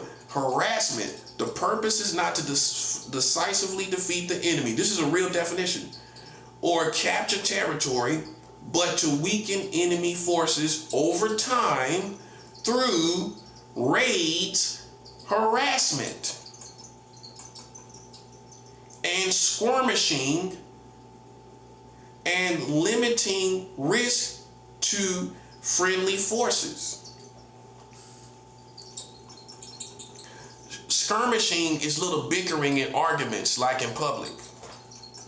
Little stuff going on. They want to use that over time. When you go out in public, you fall out with somebody. If you been gang stalked, you done it. You done went out in public. And you got in an argument with some random person, didn't you? See, that's trying to defeat the enemy. That's trying to weaken the enemy forces over time through these arguments in public, this harassment, these raids. You know what I'm saying? These psychological playing on our mind. That's trying to weaken your forces. Such tactics can also expose enemy defensive weaknesses and achieve a psychological effect on the enemy's morale. That's the end of the definition. Such tactics can also expose enemy defensive weaknesses and achieve a psychological effect on the enemy's morale. So let's look up morale, what morale means, because everybody don't know what it means. Morale, your morale will be attacked. Watch your morale. Make sure you watch your morale. Your morale is by definition, the confidence, enthusiasm, and discipline of a person or group of at a particular time. Morale is by definition the confidence, enthusiasm, and discipline of a person or group at a particular time. Key words, at a particular time, because morale changes for whatever reason. So that's why I say you have to watch your morale and protect your morale, because that's what they're trying to chip away at. Such tactics can also, going back to the definition of hit and run tactics, this is still hit and run tactics. That's where we're at. That's part of guerrilla warfare and gang stalking. Such tactics can expose enemy defensive weaknesses and achieve a psychological effect on the enemy's morale. So they're trying to achieve a psychological effect on your confidence, your enthusiasm for life, and your disciplines, where you just sin and let it all hang out. They're trying to attack the confidence, enthusiasm, and discipline of a person or a group at a particular time. Okay? Which is now. So they're going to try to attack your morale. Okay? That's the main thing. If you don't get nothing else from this, they will try to, you must protect your morale, your sense of confidence, enthusiasm, and discipline. Which is you're abstaining from sin, you're abstaining from all this community. You have to keep your sense of discipline, your confidence in this war, your confidence that God will destroy these people. You got to keep your confidence high, and you got to keep your enthusiasm for life. To bring you down, to try to bring your vibration down, is to try to take and damage your morale, to try to affect your morale to where you're not as enthusiastic about life. But in war, you're not thinking about necessarily being enthusiastic about life, because you're in the middle of a war. In the middle of a war, you're going to be, how you're supposed to position your enthusiasm is to be enthusiastic about beating the enemy, defeating the enemy.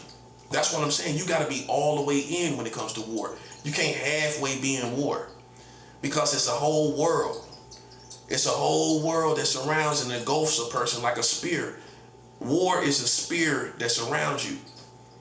Okay? And you gotta protect your spear. You can't come in and out of it. And see, people that try to come in and out of war, it's gonna become a casualty.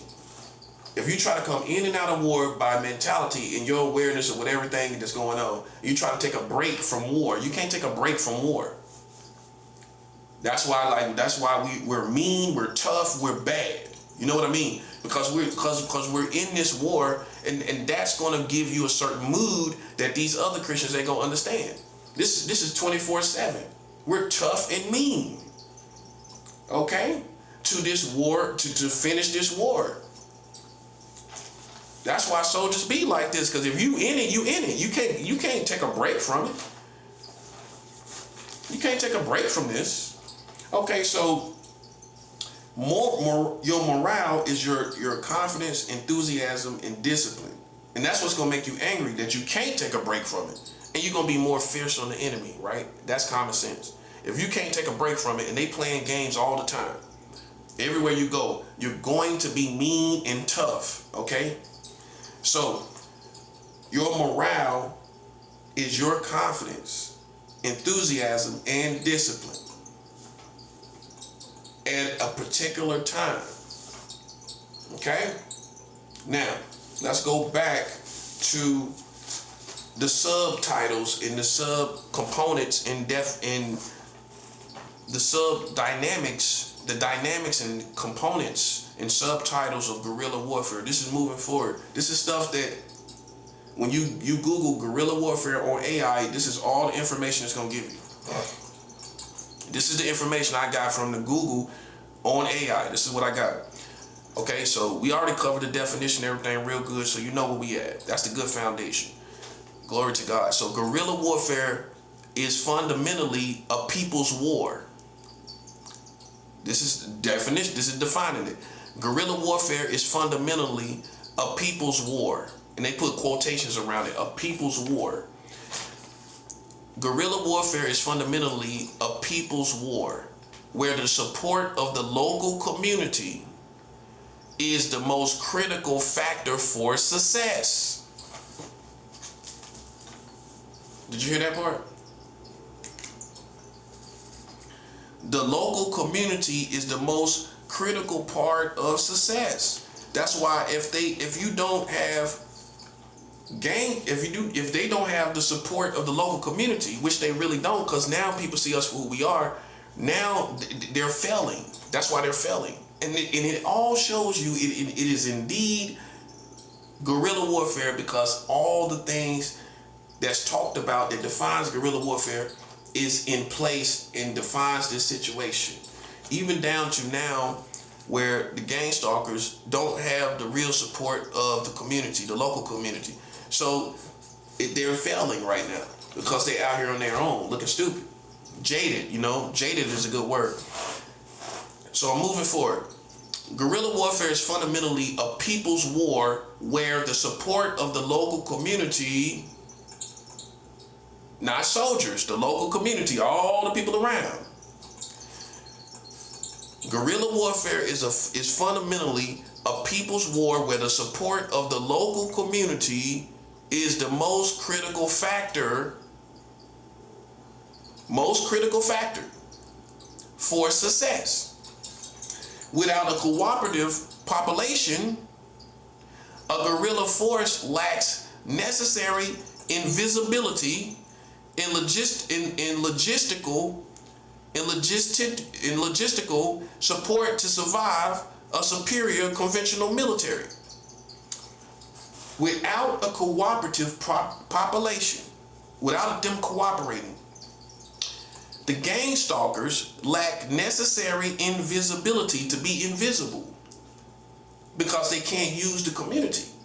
If they can use the community, they're going to be invisible. But if they have to do it on their own, you're going to tell. You're going to be able to tell. They all look like weirdos. You can tell. You can look at them. I can look at a gang stalker now and tell them. I can look at them. They all weirdos. They all look weird, spaced out or something. Without a cooperative population, a guerrilla force lacks necessary invisibility, which means to be invisible. They lack necessary invisibility. It's necessary. They gotta be invisible. Without a cooperative population, a guerrilla force lacks necessary invisibility in logistical support within the logistics of the community to survive a superior conventional military. They can't survive Christian community because we're superior conventional military. Without the population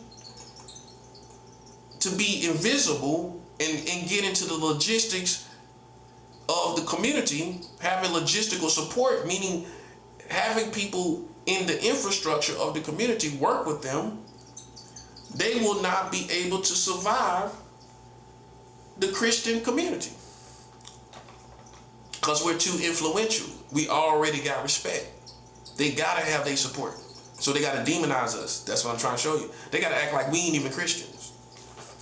You gotta remember that in guerrilla warfare, because Christianity is so influential in the country, they can't beat it by trying to fight Christians. They gotta say, you're not a Christian. That's how they're gonna try to beat you. They're gonna say you ain't a Christian. Because if they find out you're a Christian, everybody gonna be on your side. So how they gonna beat you? They gonna demonize you with whatever they heard and try to say you're not a Christian. Core functions of the community serves as the water in which the guerrilla fish must swim, providing several essential functions. So let me read that again. The community serves as the water, as water to a fish. The community serves as the water. It put quotations around water. The community now, all these people out here. The community serves as the water in which the gorilla, the fish, must swim. So the community gives them the power to be mobile against you. It's fish to a water. It gives them the power to maneuver like they need to, but they gotta have them. They gotta try to have them in place. That's the only way they're gonna be able to come into your routines and play with your mind. They gotta have these people in these stores so they can swim around and now they can maneuver. Because now they got these people at the stores used against you. All these people lined up, these merchants and everything, fighting you. Okay? Core functions of the community. Core functions of the community. The community serves as the water in which the gorilla fish must swim, providing several essential functions. Logistical support. Local populations provide food, shelter, clothing, and medical supplies. So they're going to set them up like what I'm in now is like a shelter. They're going to feed them. They're going to feed these gang stalkers. They're going to give them EBT. They're going to give them all the stuff they need in the environment. Why they act like it's for you, if they put you in a situation, it's really for them. Because when you go get food, look how you're treated. So they don't care about you getting nothing. Really, all of this atmosphere, if you've been set into it, right, it's for them. For them to have food, for them to have everything they need. So let's go back and read it. Logistical support, like the logistics of a community or the logistics of a infrastructure. Logistical support is local populations provide food, shelter, clothing, and medical supplies. They often maintain underground, quote-unquote, underground networks to transport goods and personnel without alerting authorities. They're going to stay under the authorities' radar. They're going to stay under these people's radar, where it look like we tripping and we crazy. Intelligence and espionage. Citizens act as the eyes and ears of the movement. See, this is where we get into the crust of this. The citizens act as the eyes and ears. This is all guerrilla warfare. That's what it is. I'm telling you. That's all gang stalking is. If you're a veteran in this situation, you see every part of the definition of guerrilla warfare. It explains these people to a T. This is all this has been the whole time. It's a form of war. That's why we're not looking at it any other way. That's why we're beyond apologies, because these people have used guerrilla warfare against Christians. Okay, so citizens act as the eyes and ears of the movement.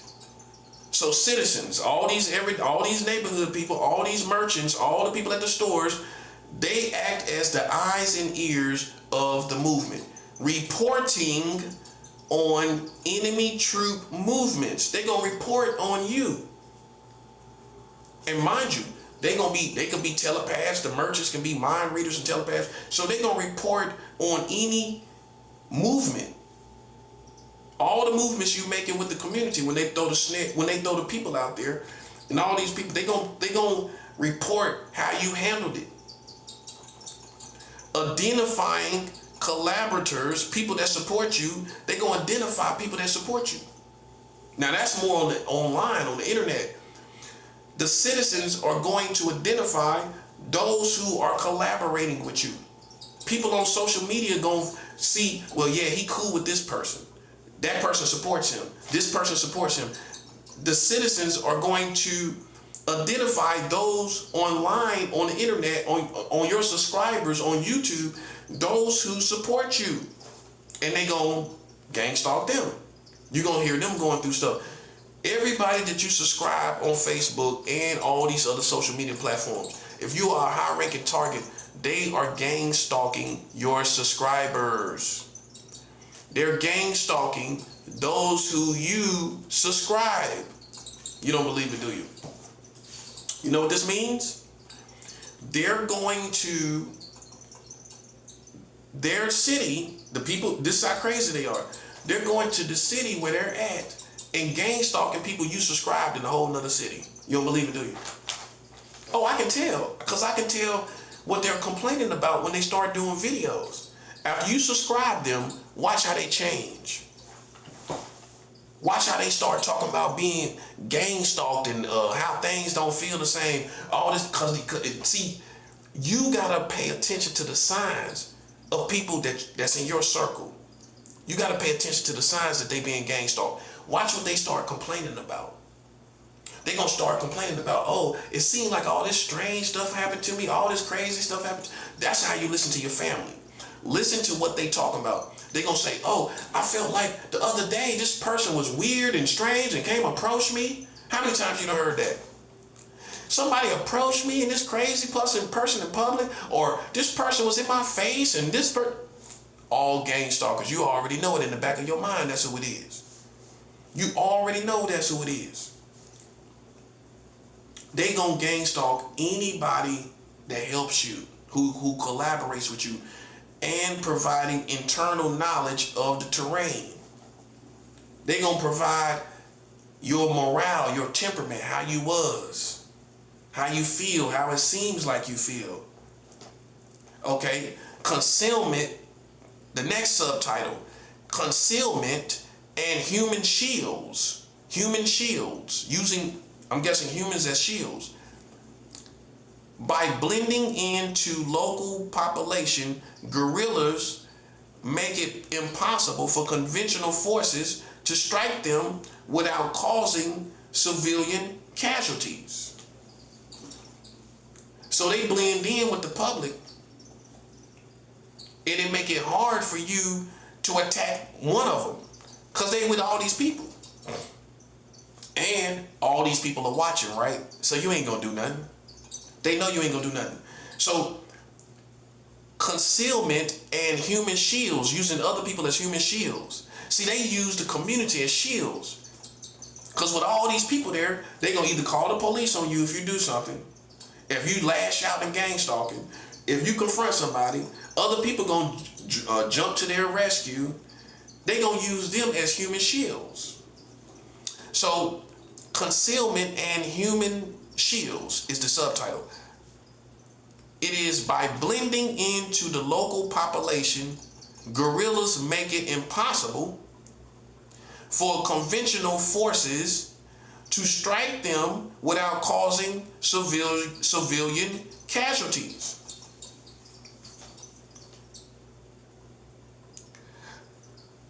They make it impossible for conventional forces to strike them without causing civilian casualties. This often goads the enemy into an overreaction, which further the community against us. So see, when you have an overreaction in public, where you just lash out against everybody,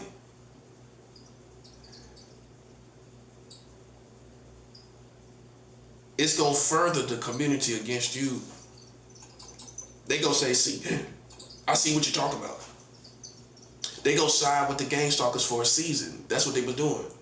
If you've been gang stalked for X amount of time, you done lashed out in public. Oh, you had to. If you've been gang stalked for over a couple years, You done lashed out in public. That's how you know you're being gang stalked. You being real, and especially if you're real, you gonna lash out in public. And guess what? Everybody gonna label you as a loose cannon, and listen, and they gonna support their cause a little bit more. It might not be tremendous, but they gonna give them a little bit more support every single time you lash out. So let's read it again. Concealment and human shields. By blending into the local population, guerrillas make it impossible for conventional forces to strike them without causing civilian casualties. This often goads the enemy into an overreaction, which further the community against the person, or against us. In this case, it says the government, which further the community against you, against us. Next subtitle, recruitment and labor. This is all gang stalking. You see how many subjects it is? I had to sit down and write all of this, man. I couldn't leave it out. I could have just came with the definition and just riffed off that, but nah, this was all too important. Because there's a lot of subtitles and components to guerrilla warfare that you couldn't possibly know. I couldn't possibly know. But it's all lined up, as you see, with gang stalking now, isn't it? Yes, it is. Recruitment and labor is the next subtitle. And it reads, communities provide a steady stream of new recruits, often starting in non-combat roles such as porters, scouts, or social crusaders. That's in quotations. Social crusaders, quote unquote, social crusaders, in seemingly a non-violent or harmless movement. Okay? So they have this, what seems like they put these recruits in a non-harmful or offensive position. So let's read it again. This is recruitment and labor. They recruit everybody. That's what the gang stalker's gonna do. They go into the community where you live. If you don't know, they recruit grocery store attendants. They recruit all the merchants. And how they recruit them successfully is with goods and money and opportunities for Americans. That's how they successfully recruit them, with giving them money. Okay, so see, this is why we are against America, because America has been all a part of this guerrilla warfare. And many Christians, many preachers don't know. That's why they're still trying to vouch for America, and it don't make sense to a person like me. So let's go back to, once again, the subtitle of recruitment and labor. It stands for community. It is defined as, this is recruitment and labor. Communities provide a steady stream, communities provide a steady stream of new recruits. They get new gang stalkers. They get new Freemasons, new Illuminati members. Often starting in non-combat roles such as porters, scouts, or social crusaders in a seemingly non-harmful or offensive position. So they put them in these recruiting like positions, or these social positions, or maybe they just eyes and ears. But these are the new recruits.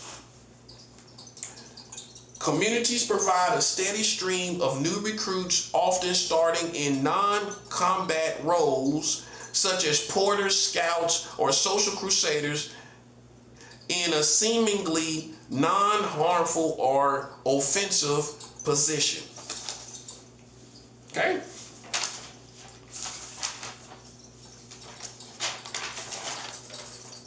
Goading reaction. This is the next subtitle. It's not a game. So, goading, G-O-A-D-I-N-G. Goading overreaction. This is the subtitle. This is the next subtitle. Goading overreaction. Okay?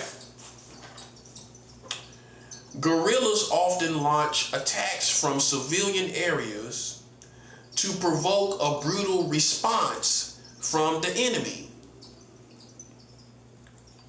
When conditional forces retaliate against the community, such as by destroying homes or arresting non-combatants, it often drives the undecided population towards supporting the resistance. So the goading overreaction is what they want. They want you to overreact by provoking a brutal response from you, where you just do something and lash out in public. So when we retaliate against the community through an overreaction, people that's not involved, it often is going to drive people that's undecided or whose side they on. It's going to make them side with the gang stalkers, because you lashing out at people that's innocent. You're going to overreact on everybody, even innocent people. But they know something was going on, but they're undecided. Right? They're undecided with everything that they said about me. Now, if I go lash out, they going to go side with the enemy. So they have a tactic in guerrilla warfare to make that happen, where people side with them. So they got to provoke you to overreact. This is why we have to, in 2026, we have to control our morale and discipline and our character like never before. Because one of the tactics of guerrilla warfare is goading overreaction. And it's defined, guerrillas often launch attacks from civilian areas, among civilians. And you know it's the gang stalkers, but they're attacking you among the civilian areas, which is where you run your errands, to provoke a brutal response from you, where you respond brutally among all these other people. When conventional forces, which will be you, retaliate against the community, innocent people, such as by, in this case, confronting people, cussing people out, threatening people's lives, pulling weapons on people. I'm just covering what usually happens when you're being gang stalked. You pull weapons on people, you threaten people, but they're not really a part of it. But you give it to them too. They're undecided, like a referee. See, it's some people that play like a referee in this situation. They're not really on your side or anybody's side.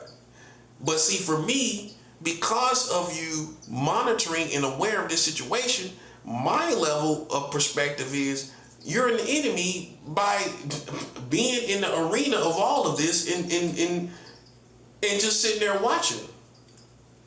But they don't look at it that way. They look at it like, in our community, think about it, all these ghetto people, all these unsophisticated people, they gonna look at it like, I'm a referee. I'm seeing who's right and wrong.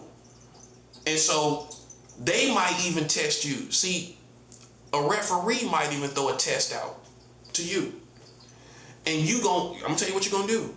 When you get tested by a referee in this guerrilla warfare that's seeing who's right or wrong, you gonna think that's a gang stalker. And you gonna lash out against a referee among the gang stalkers. And they gonna side because you lashed out and threatened them, because it seemed like they was a gang stalker. But the referees in America gonna throw you a test. And you gonna detect that as somebody who's aware of the politics and that is a gang stalker. And for that reason, you gonna lash out like it's just another gang stalker. And you're gonna get tougher and tougher and meaner with time. So then you gonna lash out and they gonna side with the enemy. Yeah, I'm with them. If you give it to them too hard, they gonna go with them. They gonna say, yeah, I'm with them. So see, in American culture with all these sports, that definitely is going on. It's a lot of referee people that have not decided. So what they gotta do, the gang stalkers gotta do, is come among them and get them, the referees, to throw you a test. And this is the Jedi mind trick. You think they're you think they're a gang stalker, but they was a referee. And sometimes you can tell this person's just trying to see who you are. They trying to read past all the stuff they heard, but you give it to them too, right? If they're not disciplined, they might see. For me, they might detect that as, oh, that's a real one. Oh, that dude real. But it might not work like that every time. See, sometimes, even though you give a overreaction, a goading overreaction, right? It can work in your favor among real ones. Because a real one gonna say, okay, he 100. I don't know. I don't see him as no pedophile or whatever. I see him as a real nigga. You know what I'm saying? I'm just giving you the term that people use in this community. I see him as a real nigga. I don't see him, because when he overreacted, that's the energy of a real nigga. You can't make that up. Okay, so sometimes in these situations in America, in our environment, I'm not telling you to do it, but if you kind of show you 100, and you can kind of, it's an art to that, where these people playing games, and you read through it, and you show you 100, you gonna get the favor of the referee. The referee gonna side with you, cause he gonna see you as 100, and then for me, I'm gonna call it all out. I go into these public places and I just shut it down and let people know, I know you gang stalkers. I put it out there. So then you already got, the referee already gonna respect my level of intellect and awareness. You know what I'm saying? Where he kind of already look at me as innocent to this situation. And cause I know what's going on and I'm being gang stalked. And then when I give another part of me, which is I'm 100, he gonna say, nah, that dude's 100, man. Ain't nothing wrong there. He cool. You know what I'm saying? So, but that might not be how you are. Let's just say you don't come from the streets and you can't really exercise a flex like I can. And that's normal. You might not be able to, you might not be used to checking people, like we call it in the hood. See, I go check people and people gonna say, oh, well, nah, that's a real dude. So my goading overreaction, which I've done it many times, I'm telling you, I'm gonna be honest with you. As far as guerrilla warfare, I've had goading overreactions more than I can even count. But it's I know how to check people. So then people gonna look at it like, nah, he checked that dude. They gonna love it. They gonna respect it. So see, goading overreaction usually don't work for street people. That's being gang stalked. Cause people gonna see me overreact, and they gonna see my character and see who I really am for overreacting. They gonna see more of who I am. And it's gonna be hard to think I'm a pedophile if I'm acting 100 and I'm a real nigga. You know what I'm saying? So, you know, so let's go, let me read that over again so now that you got all that understanding. Goading overreaction. Guerrillas often launch attacks from civilian areas to provoke a brutal response from the enemy. When conventional forces retaliate against the community, such as by destroying homes or arresting non-combatants, it often drives the undecided population toward supporting the resistance. But in the case, if you know how to check people, they gonna support you. Yeah, they already know you being gang stalked and you out here checking people the proper way, but you clean with it. You know what I'm saying? It just takes skills. You know what I'm saying? If you're real, you know how to do it. You know what I'm saying? I'm gonna do it in the way that people gonna respect it. Now, if you go a little too hard, you get ratchet and it's overkill. You know, a lot of lames. One thing about it, they try to check people and it's overkill. A real one gonna check people and it's just right. You know what I'm saying? It's just right, right? It ain't nothing you can say. You know what I'm saying? So the next subtitle is political mobilization. Political mobilization. Is the strategy aimed to win the hearts and minds by addressing local grievances, or where persuasion fails, using coercion to undermine us with it, to protect? It says to protect its citizens. So I'm trying to put it in the context of us, which is to protect. So let's read it again. This is political mobilization. The strategy, I'm going to just read it all the way through. The strategy to aim to win the hearts and minds by addressing local grievances, or where persuasion fails, using coercion to undermine us with the ability to protect ourselves. That's how I put it. So let's go into the whole crust of political mobilization. The strategy aimed to win the hearts and minds of the people by addressing local grievances. So they're going to come out and tell people, they're going to try to win the hearts and minds of the people with the politics, the street politics, by telling them, you a pedophile. That's how they're going to try to, let's read it again with that in mind. Political mobilization, mobilizing politics, street politics. In this case, it's going to be street politics in America. It's street politics mobilized. The strategy aimed to win the hearts and minds of the people by addressing local grievances, whatever they talk about. Now, if that don't work, if persuasion fails, they use coercion to undermine the government's ability to protect its citizens. So they try to strong arm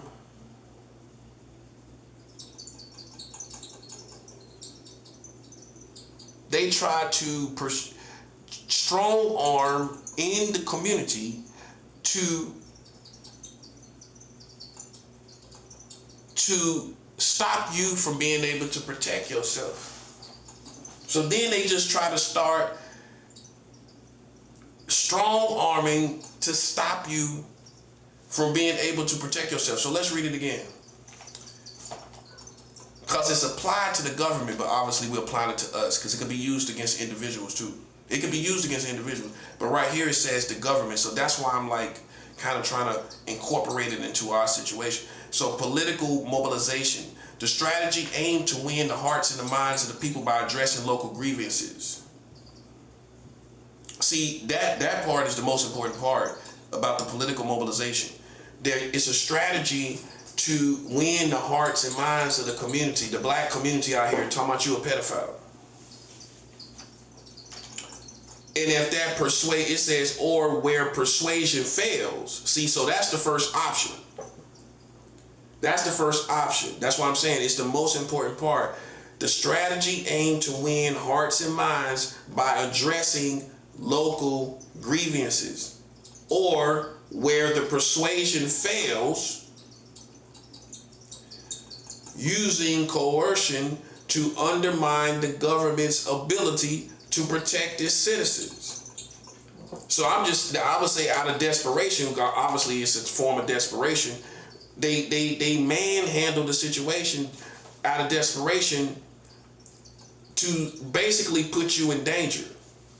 They trying to put you in danger with the local grievances. But if that don't work, basically in this situation, they use desperate situations where basically the local grievances, here's the punchline, goes into lies.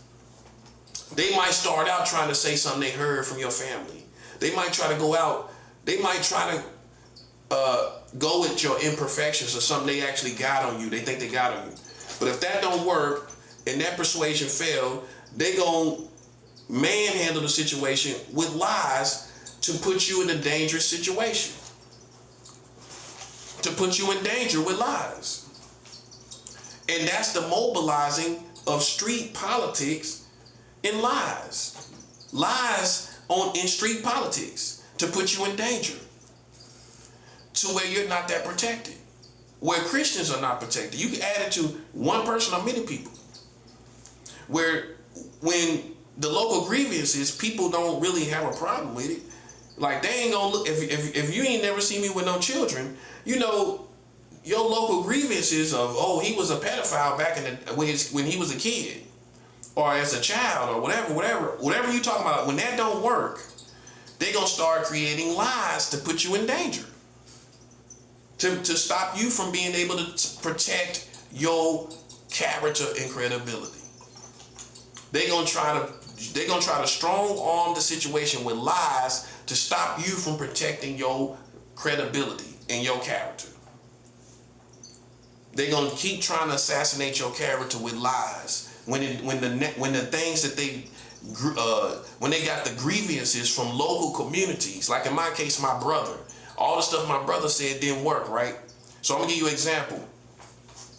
So all the stuff they try to address the community with what my brother said about me and other family members. That didn't work, right? So then they gotta come in, and when that persuasion fails, when all the stuff my brother said and all the family members or whatever else information they got, when that fails with the community, now they gotta come in and make up lies. That's how you know. I'm gonna tell you something. When once you overcome, because especially if you're a real one, you know what I'm saying? Once you overcome all the accusations, you can be assured when you realize you've overcome it. You can pay attention to the battlefield. You realize people see you 100. You're influencing the people, right? What they gonna do, because what they said failed, and now people see you 100. Now they gonna use lies. Now they gonna make lies kind of coordinating with the other stuff they was talking about. Okay? So you won't be able to protect your credibility and your character. It's a desperate measure. A pathetic measure, too. Okay, now, the next subtitle is Atmosphere of Paranoia. Atmosphere of paranoia. This is all part of guerrilla warfare. It's gonna be paranoia in the air, buddy. Cause you ain't gonna know who to trust. I don't trust nobody. I think they're using everybody in this building. Listen, I'm probably right. Atmosphere of paranoia. Atmosphere of paranoia.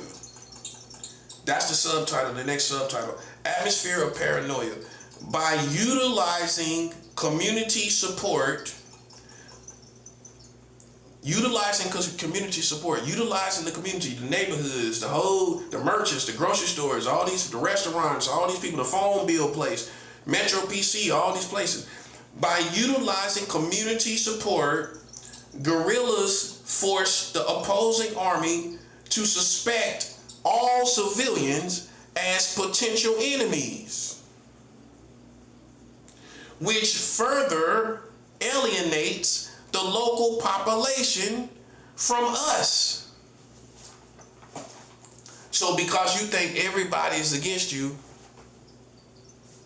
it alienates the local population from you, whether they decide to be with them. You get alienated from the local population because of an atmosphere of paranoia. This is all subtitles. That's the core fundamentals of defining gang stalking. This is from AI and everything. This is part of guerrilla warfare. This is what goes with it. Okay? The atmosphere of paranoia. By utilizing community support, guerrillas force the opposing army to suspect because they using everybody. They utilizing everybody. So they use everybody against you. So you think they got their own agenda. See, the guerrilla warfare, they have their own agenda that even the community don't really know. They're not way up there. The community is not way up there understanding how they're being utilized and used by these people that's talking. That's why in the end they get mad. The community get mad because you realize you got played. You realize you got used and utilized against this person. That person being me. That person being other Christians. And so what you find at the end of a good guerrilla warfare where we win, the community that was used by them gonna be mad. Big mad, buddy. They gonna be big mad, buddy. Listen, let's read that again. The atmosphere of paranoia, by utilizing community support, they utilizing it, right? Guerrillas force the opposing army, that's us, to suspect all civilians, that's the community, as potential enemies. Listen, if you're being gang stalked, you're going to think all these people enemies. But what they really did was they concentrated enemies on your routines. Now, if you go outside of your routines, there's not going to be nothing. So the amateur going to think everybody against you, that's the effect they want to have in your mind. But really, all they did was concentrate a whole bunch of people around your errands that you run and all the places that you go. So it makes it feel like the whole world is against you. But in reality, all it is them concentrating enemies on your path. So if you got enemies all on your path where you're particularly going, the path that you're venturing on, especially with the mind readers and telepaths, they gonna already know what you're gonna do. They got them all around your atmosphere. So they already know what you're gonna do, right? So when you step on the scene, they gonna have all these people concentrate against you. That's gonna make it seem like the world is against me. Because everywhere I look around, it's enemies. But they concentrated the enemies there. They put them there to make it look like, the effect is to make it look like it's the whole world. So they create an atmosphere of paranoia by utilizing community support. You got these people out here. Guerrillas force the opposing army to suspect all civilians as potential enemies. Now you think everybody the enemy, the whole community. See, I know it's not everybody because this is how I know. Are they using people in Nebraska against you? No. Iowa, Kansas, in the fields, they got everybody out in the fields against you in Kansas. Kansas don't know nothing about this. And see, that's how you break out the matrix. I've been done this. You start realizing, okay, people in Kansas ain't against me. I know that. People in Iowa ain't against me. In Idaho, I know they ain't against me. Well, I mean, what position would they play? They ain't playing no position. They don't know nothing about it. But they're trying to have a psychological effect so that you're suicidal, that everybody's against you. That's the whole point. They want you to be suicidal so that you kill yourself because you feel like the whole world is against you. It's a low level of psychology for somebody like me. I ain't gonna never feel like the whole world is against me because how could the whole world know about this? And this is how we know. The whole world will not participate in the same culture. You will not have white people participate in the ignorance of black people.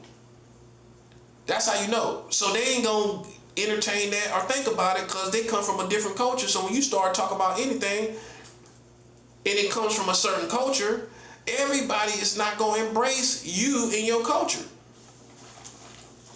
That's how you know everybody don't know, because even if they did, they're not going to embrace it like truth about you and everything that they're doing. They ain't going to embrace all of that because they're not a part of that.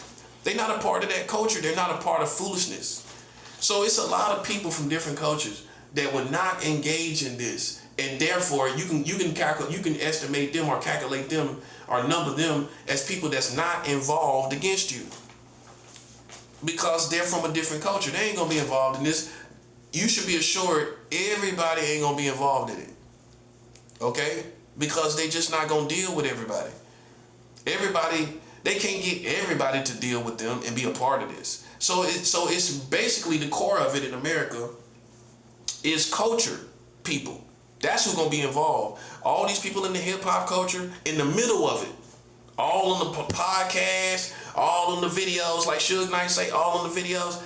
Them gonna be the people that's the core of yapping and talking about this and politicking about it. It's gonna be the culture. All these rappers, they know all about this. If you don't know, all these rappers know about guerrilla warfare that we're going through as Christians. Yeah, they know about it. The core culture of the African American culture know all about what I'm going through. They know all about it. That's the famous people, that's everybody. The core culture of America know all about this going on. They made it like it's a Rome, Italy, Colosseum blood sport where all the people are watching. The culture is watching. The famous people are watching.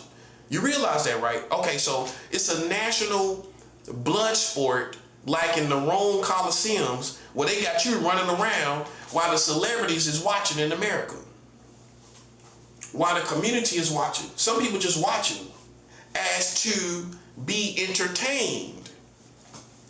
But like I've explained before, if authorities came to an arena that was illegal, everybody would go to jail, right? If it was illegal. When God comes and sees everything that's going on, everybody got to go to jail.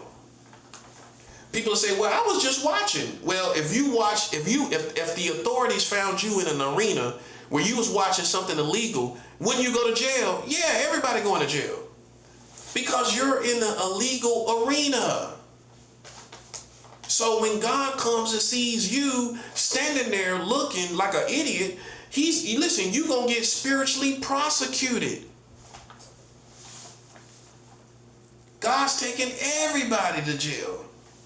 And so you see, it's no way out of the collective judgment of God on this American community. They wanted to be like Rome. I'm going to tell you what this is all about. I'm going to sum this up with how they see it. Some people looked at this as a Colosseum fight in Rome. They always want to be like everybody else. Think about it. America gonna think they're the collective form of all the great civilizations of all time, including Rome, Egypt, Greece, you name it. Any great land, America gonna think they embody that. They gonna think they embody it. Okay, so when you go into the matrix of the lands, like Rome, it's known for more than anything the Roman Colosseum fights. So they gonna act like that's what you're in. That's what and think about it, this is the land of entertainment. Put two and two together. They gonna make this entertainment.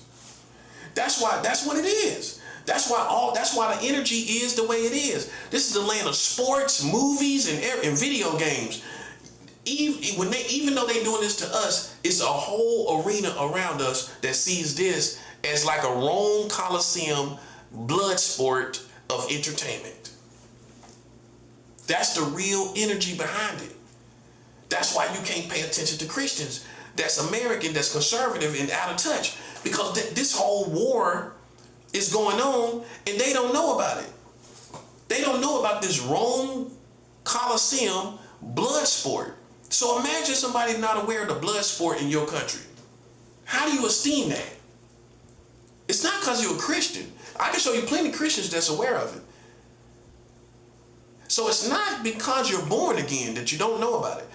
You don't know about it because you refuse to accept that America can be evil. That's what's blocking your mind. That's the main thing blocking your mind.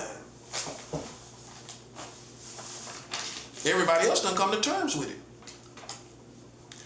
Okay, so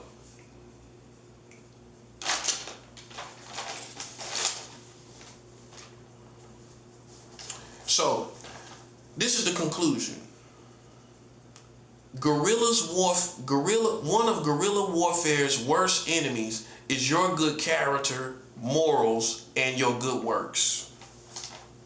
That's one of the worst enemies against all of this. Remind you, it's all psychological in nature. It's all about pulling down your credibility and character to the community. That's what guerrilla warfare gonna do. It's gonna try to pull down your character to the community. So one of the worst enemies and weapons against guerrilla warfare is good character, morals, and good works that everybody can see that you're doing. And you being a Christian, it's gonna be, that's why all you gotta do is let time have its perfect work. Because when people see, now this is one of the quotes I put on here. This is one of my added quotes. Guerrilla warfare is one of guerrilla warfare's worst enemies is your good character, morals, and your good works. Because when people see that as a Christian, you listen, all that stuff they said out there, all the stuff they doing is in vain because people see your good character, morals, and good works. So you as a Christian, all you got to do is let time have its perfect work. And people are going to see your good character, your morals, and your good works, and the whole show is going to be over. Because it's all about destroying your character. It's all about this grievance that they got against you to mobilize the community against you. Otherwise, how people going to just be motivated against you? They got to have something on you. Guerrilla warfare, this is guerrilla warfare. They got to have something. This is also something I wrote. America's psychological war is the crust of the guerrilla warfare against Christians. America's psychological war is the crust of the guerrilla warfare against Christians. The psychological part, all the stuff they doing against our mind, whether it's on our phone, where we live, everywhere we going, all this stuff, the psychological stuff in public that I talked about, that's the crust, that's the core, the nucleus of the guerrilla warfare that we're going through against the Christians. So America's psychological war is the crust, the nucleus of the guerrilla warfare against Christians. The psychological part is the whole part of it. That's why you gotta guard your mind. You gotta be aware of how your mind works uniquely as you as an individual. You got to get to know yourself. And as long as you know yourself through and through, you're gonna beat everything they doing psychologically. Therefore, you're gonna beat their spiritual warfare. You're gonna beat their guerrilla warfare. This is what they're gonna produce in the psychological war. Images to your mind. All these images of filthy stuff. Children, pedophilia images. All kind of weird stuff. All kind of strange sexual stuff. All these different things that while you're on your phone and you're navigating on your phone, glory to God, they gonna play these wizards that have surrounded your area or your apartment or house. While you're on your phone, they gonna try to trigger your mind. Now listen, this is important information. While you're on your phone, they got all the mind readers, the wizards. The wizards are going to throw stuff at you. Okay? They're going to throw stuff at your mind. Okay? While you're on your phone, wizards are going to throw all kind of stuff into your mind. While you watching something, and then, especially these videos these days, you're going to see all kind of stuff, and it's whole environments on one video. It's a unique environment on each video, right?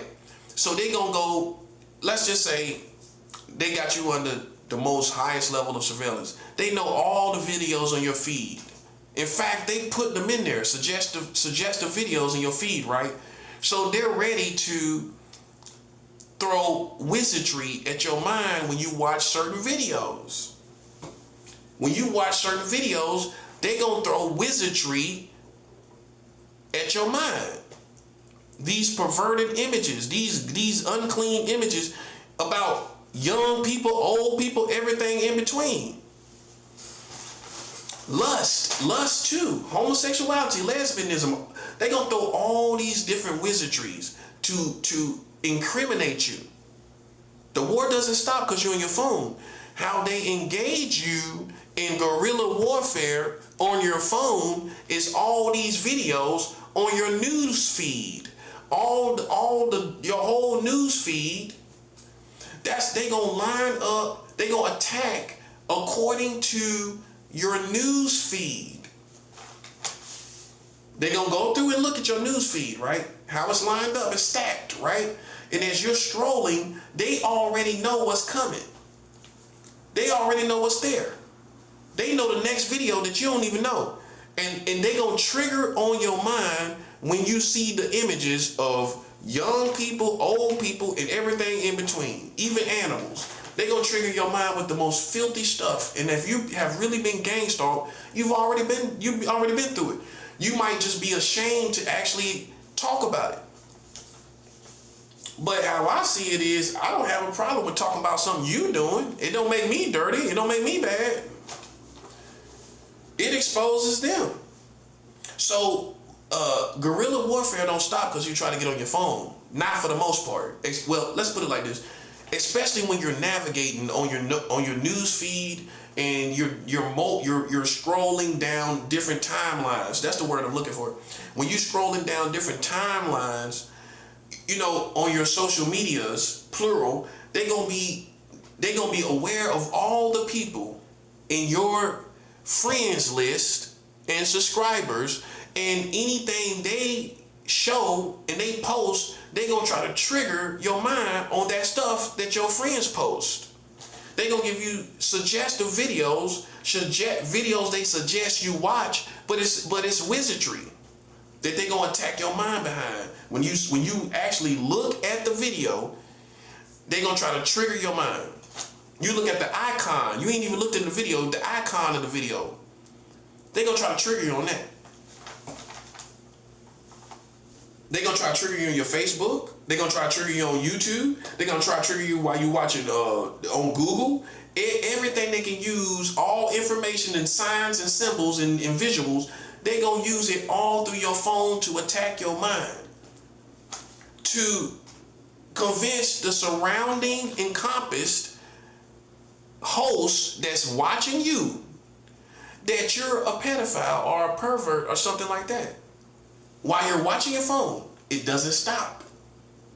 That's why you get a strange attack while you're on your phone. You know what that is? That's the wizardry that they've put around you while you're on your phone. So America's psychological war is the crust of the guerrilla warfare against Christians. Images to the mind, telepath networks, and gang stalking in public, and gang stalking at your house or apartment. Telepaths network in public, and telepath networks around your house or apartment. This is the crust of what they doing. The psychological part, that's basically the crust, the center of all this whole war. This whole war is centered in mind games and psychological war. And what it's going to consist of is images to the mind, telepath networks, and mind networks, a whole hundreds of telepaths all over. That's how you need to think about it. Hundreds of them. Images to the mind, while you on your phone, while you laying in your bed, while you sleep, images to the mind. Part of this psychological war from the Americans against Christians, images to the mind. Not your thoughts, it's the psychological warfare, images to the mind. Telepath networks, a whole network of mind readers. This is the part that many people that talk about gang stalking don't talk about. They say monitoring spirits, neurological weapons, all these frequency weapons and stuff. I have studied it. It is a telepath network, meaning a whole, what you would call psychics in America, mind readers. They got a whole group of them, which is formed against Christians as a telepath network. You see why I call it a network? Because it's positioned against you. It's working. They working all the time.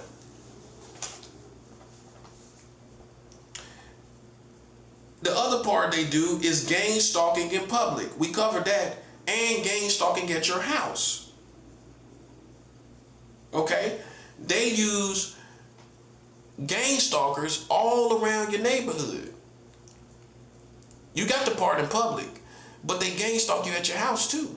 They all in your neighborhood gang stalking you, riding by in these fleets of cars all around your neighborhood, attacking your mind, the back window, the front window, on the side. They're attacking. Pay attention to all the sound campaigns. Sounds that they're using to trigger your mind. That's the only term I use from the information I got from gang stalkers, because I think it gives good understanding what it is. It defines it good. They use sound campaigns where they got children screaming up at your window. When I first came here to this neighborhood at 9193 East 46th Street, right? They use mind readers. I mean, they use kids screaming up at the window. They use people back here in the back, kids screaming up at the window. They don't think I know. I'm too skilled for this. I already know.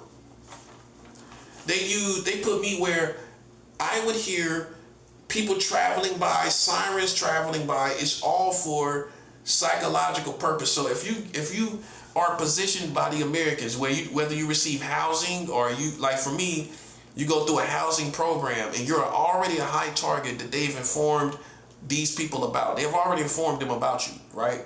Okay, so they're going to position you in a room where they can play sound campaigns with you.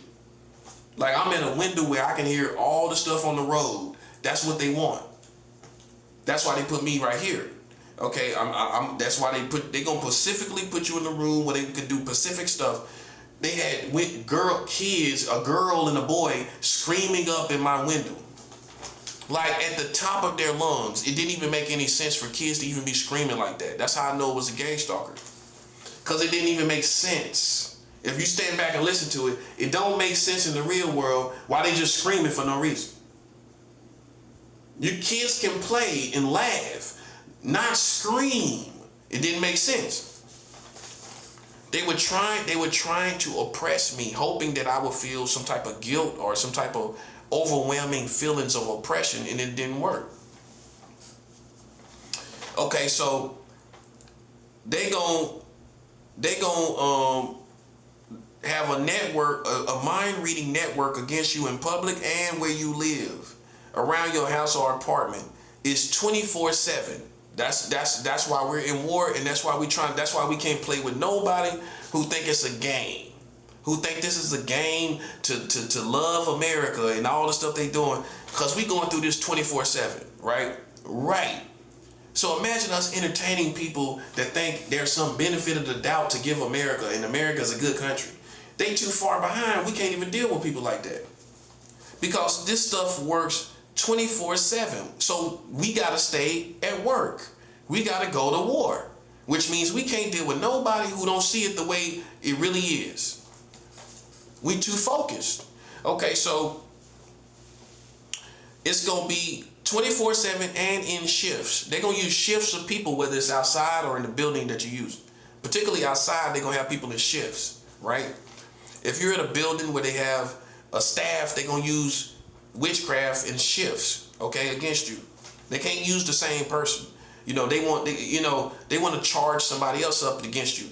But you're going through it 24/7 because they're working, whether it's outside, around your building, your neighborhood, or in the building. They gotta have people in shifts, because obviously other people gotta sleep, right? So they gotta have a consistent awake shift against you, and that's what they're gonna have. Okay, this is from all experience. They work in shifts.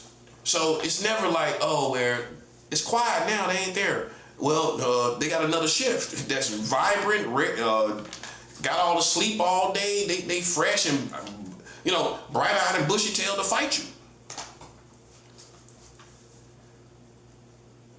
Okay, so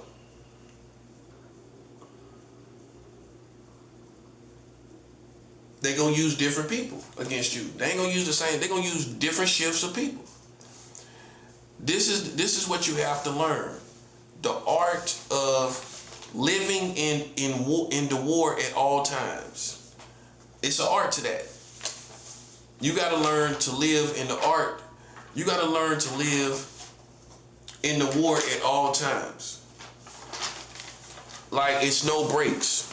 So you learn to navigate in the spiritual world where your posture, your mind, heart, and soul is in the right position. As a war, you have to be engulfed with the war, like a spear, like I explained. You're in the spear of war. It don't let up because you went home for the holidays.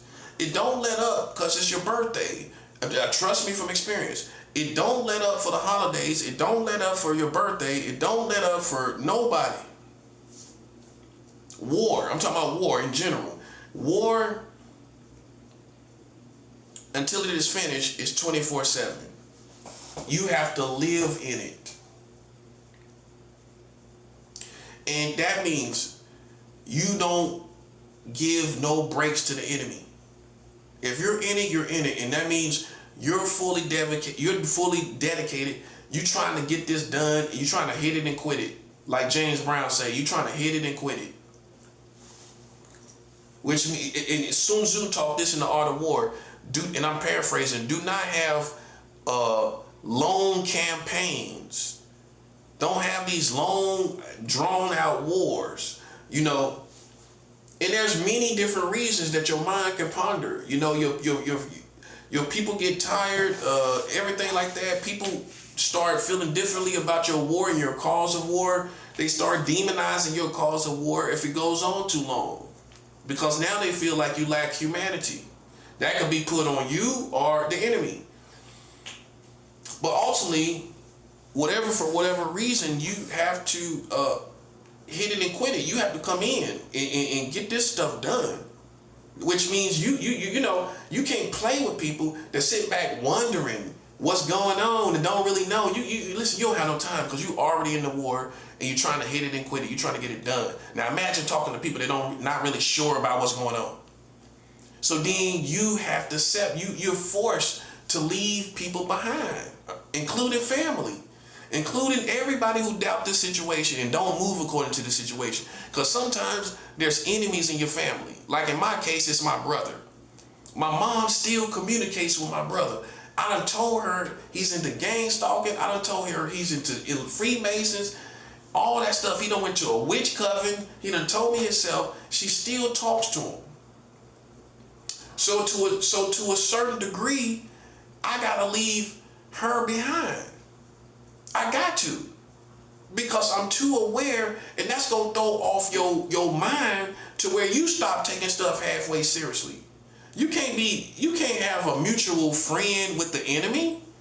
That person has to decide whose side they're gonna be on. You can't have no mutual friend that you and your enemy share. Imagine that. You ain't gonna trust that person. You not. So anybody that you know for sure has been gang stalking you, they are a part of all of this that happened to you. How can you be associated with somebody that's still talking to that person? That's not being real. You still talking to somebody that put you in this situation? You still talking to somebody that's talking to that person. Right? You still talking to somebody that's talking to him? And he done put you in this situation. That's why I almost cut off my whole family, man. I made myself clear to my mom. I can't have nothing to do with him or anybody that has something to do with him. I made that very clear. Now I just don't mention it, man, and I don't change because I'm always ever reminded of all the stuff he did. I'm not gonna change because I'm in war. It's not a matter of forgiveness. See, a warrior knows this isn't a matter of unforgiveness. We in the war, okay? So we're not talking about emotional, relational forgiveness. You're removed from this person, for crying out loud. you're not even going to be able to be near them to forgive or to not forgive. You're not. This person is removed from you because of the war. So imagine you thinking about forgiveness. It's a psychology of many docile Americans. They don't understand the difference between unforgiveness and war because they ain't never been in no real war. If you're in a real war, talk to somebody about, is it unforgiveness that you got going on? No, it's a matter of war. That's all it is. It's a matter of war. It's not a matter of unforgiveness anymore. It's a matter of neutralizing the target that caused all these problems. See, when someone goes as far as to do all this against you, it's not a matter of whether I forgive it or not, because it went so far you have to go to war. Make sense? So you ain't sitting up thinking about that. You thinking about neutralizing the target that caused all these problems. And you ain't even thinking about forgiveness. And I can show you in the Bible how this was practiced. It was not a matter of forgiveness when God's people went to war with all these people. God didn't say, well, you need to forgive these people. But they a threat. But they doing all this crazy stuff. It's not considered. It's not a factor. It's beyond that factor. The best way to put it. It's beyond the factor. War is beyond the factor of unforgiveness. It's way past that. You could say war is beyond relational dynamics and concepts. You're beyond the relational part of dealing with these human beings. Now we ain't talking about nothing relationally. War is beyond the relational threshold of dealing with human beings relationally. We ain't talking about nothing relationally anymore, because unforgiveness is going to be put in the category, or forgiveness is going to be put in the category of a relational dynamic, right? Whether it's how you relate to your family or humanity. War is beyond those relational dynamics of forgiveness and unforgiveness. And that's how you need to hear it. So it is no need to talk about these relational dynamics when we're way beyond that in war. That's like you on the battlefield going to war and somebody trying to talk to you about forgiveness and unforgiveness. What sense does it make?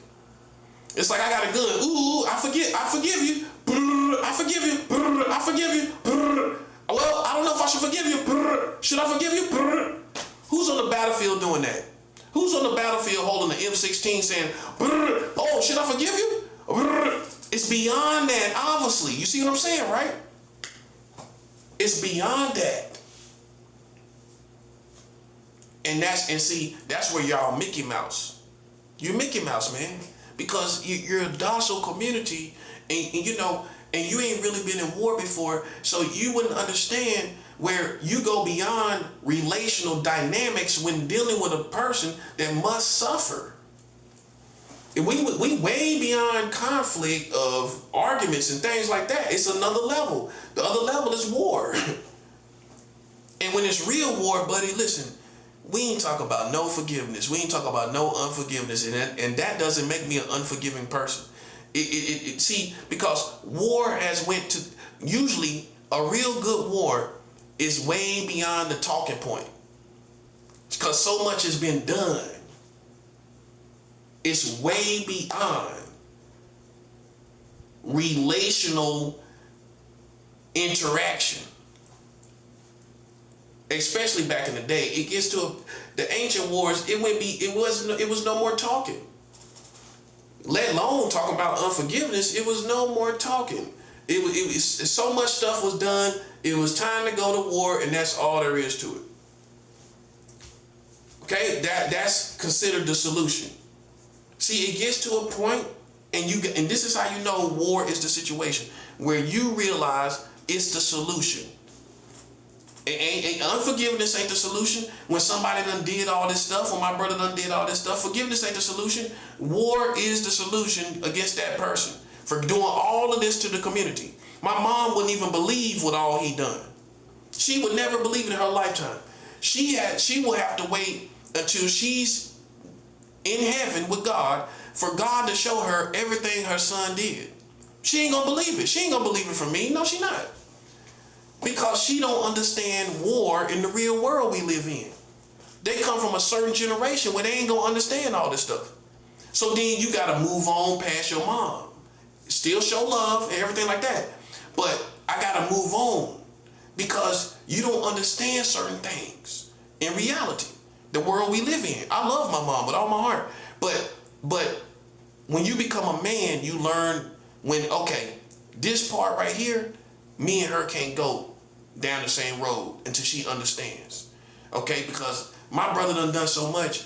Listen, he should have been dead. That boy should have been dead. Let alone talking about him. And then my mom told me the last time I talked to her, he asked about me. Can you imagine this person asking about me? And that shows you my innocence. He talking to my mom and asking about me.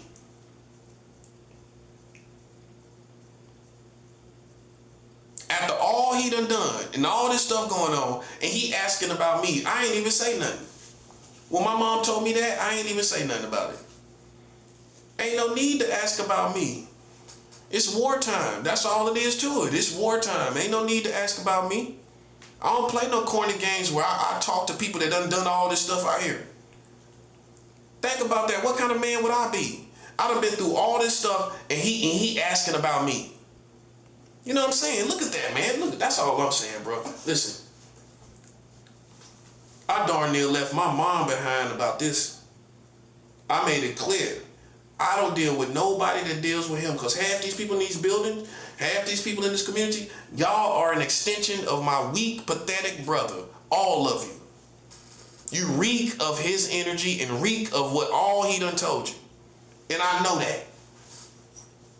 I don't entertain nobody that has entertained that boy. Okay? That's how it is. It's not going to change. And it's not no corny beef. He can't beef with me. He ain't on my level to beef with me. It can't be a typical classic situation of two brothers because he's not on my level. All he did was utilize Freemasons and Illuminati. I utilized nobody. He utilized these people, the black people, and whoever, all these famous people. He utilized America. I didn't even do that. Me and him are cut from two different cloths. I used nobody. I didn't have nobody. And I still don't. I got God and I got Christians. But this whole funky community, I don't got this community. Y'all went with the other brother. That's what you did. You think I'm stupid and I don't know no better. Okay? So if I told my mom, I don't deal with nobody that deal with that boy. I don't care what you're talking about. I don't care. I don't deal with nobody who deals with him. Okay? And what keeps me like that is when I'm ever reminded of all the stuff that he caused to happen to this community. Not just me. That's what I'm saying, man. So for all y'all that went with him, you ignorant. You deserve to be called ignorant, and shame on you. Shame on you for going out here being ghetto and doing all this stuff and causing this guerrilla warfare to pop off. Because it ain't going to stop. It ain't going to, I'm telling you right now. If you think you're going to use me to stop this, or you going to persuade me to stop this, man, you out your mind, man. I'm telling you right now, I'm too dug in. I'm all the way in, buddy. And every day, I'm getting more all the way in. I'm all the way in. Every day, I'm growing stronger and being all the way in. Ain't no way in the world you're going to change this. And that's what it is. That's what you get for being ghetto. That's what you get for being ignorant. Coming out here listening to my brother and listening to what he talking about. See, right there, if we snapshot that, you're snapshot as an ignorant black person. That's what you are. Okay? That's the truth. You're ignorant. Okay? And you deserve to suffer. That's why all of this is happening to y'all. Coming out here listening to him, because it ain't no secret. If I'm black, okay, who got this going? The black community. That's who got it going. That's common sense. How white people get it going and I ain't even in the, and I'm black. Black people got this going. Now they trying to act like they trying to be mild and cool. Mild and cool now, ain't you? You mild and cool now, ain't you? Well, I'm not mild and cool. I'm not mild and cool, buddy. That's real. I need money, or I need retribution. I need justice for all these suckers that came out here, listened to what he was saying, and it was goofy from day one, and it's goofy right now. It's still goofy. And all you trying to do is clean it up, and you ain't gonna be able to clean up a turd. A turd is a turd, buddy, and you ain't gonna be able to clean it up. That's all you're trying to do is clean a turd, and it ain't gonna happen. You came out here, listened to that boy, and you put yourself in that situation. That's life. It couldn't have been me. I would have never done it. I would have never put myself in no situation like that. Well, I'm this worried about this other person anyway. It's white boy stuff. No disrespect to good white people. It's white boy culture. It reeks of it, because I know how black people think. Ain't no black person coming out here, you know what I'm saying, playing games with people like that, all weird and strange and all. That reeks of white boys and white women. You know what I'm saying? They do that kind of stuff, riding around playing games and stuff. You know what I mean? That's white boy stuff, man. And some people are like white people among us. Black people that's like white people. You ain't got the psychology of black people. A black man, I still win my wars, but I ain't gonna act like them. I'm gonna still win my wars, and I'm not gonna act like them.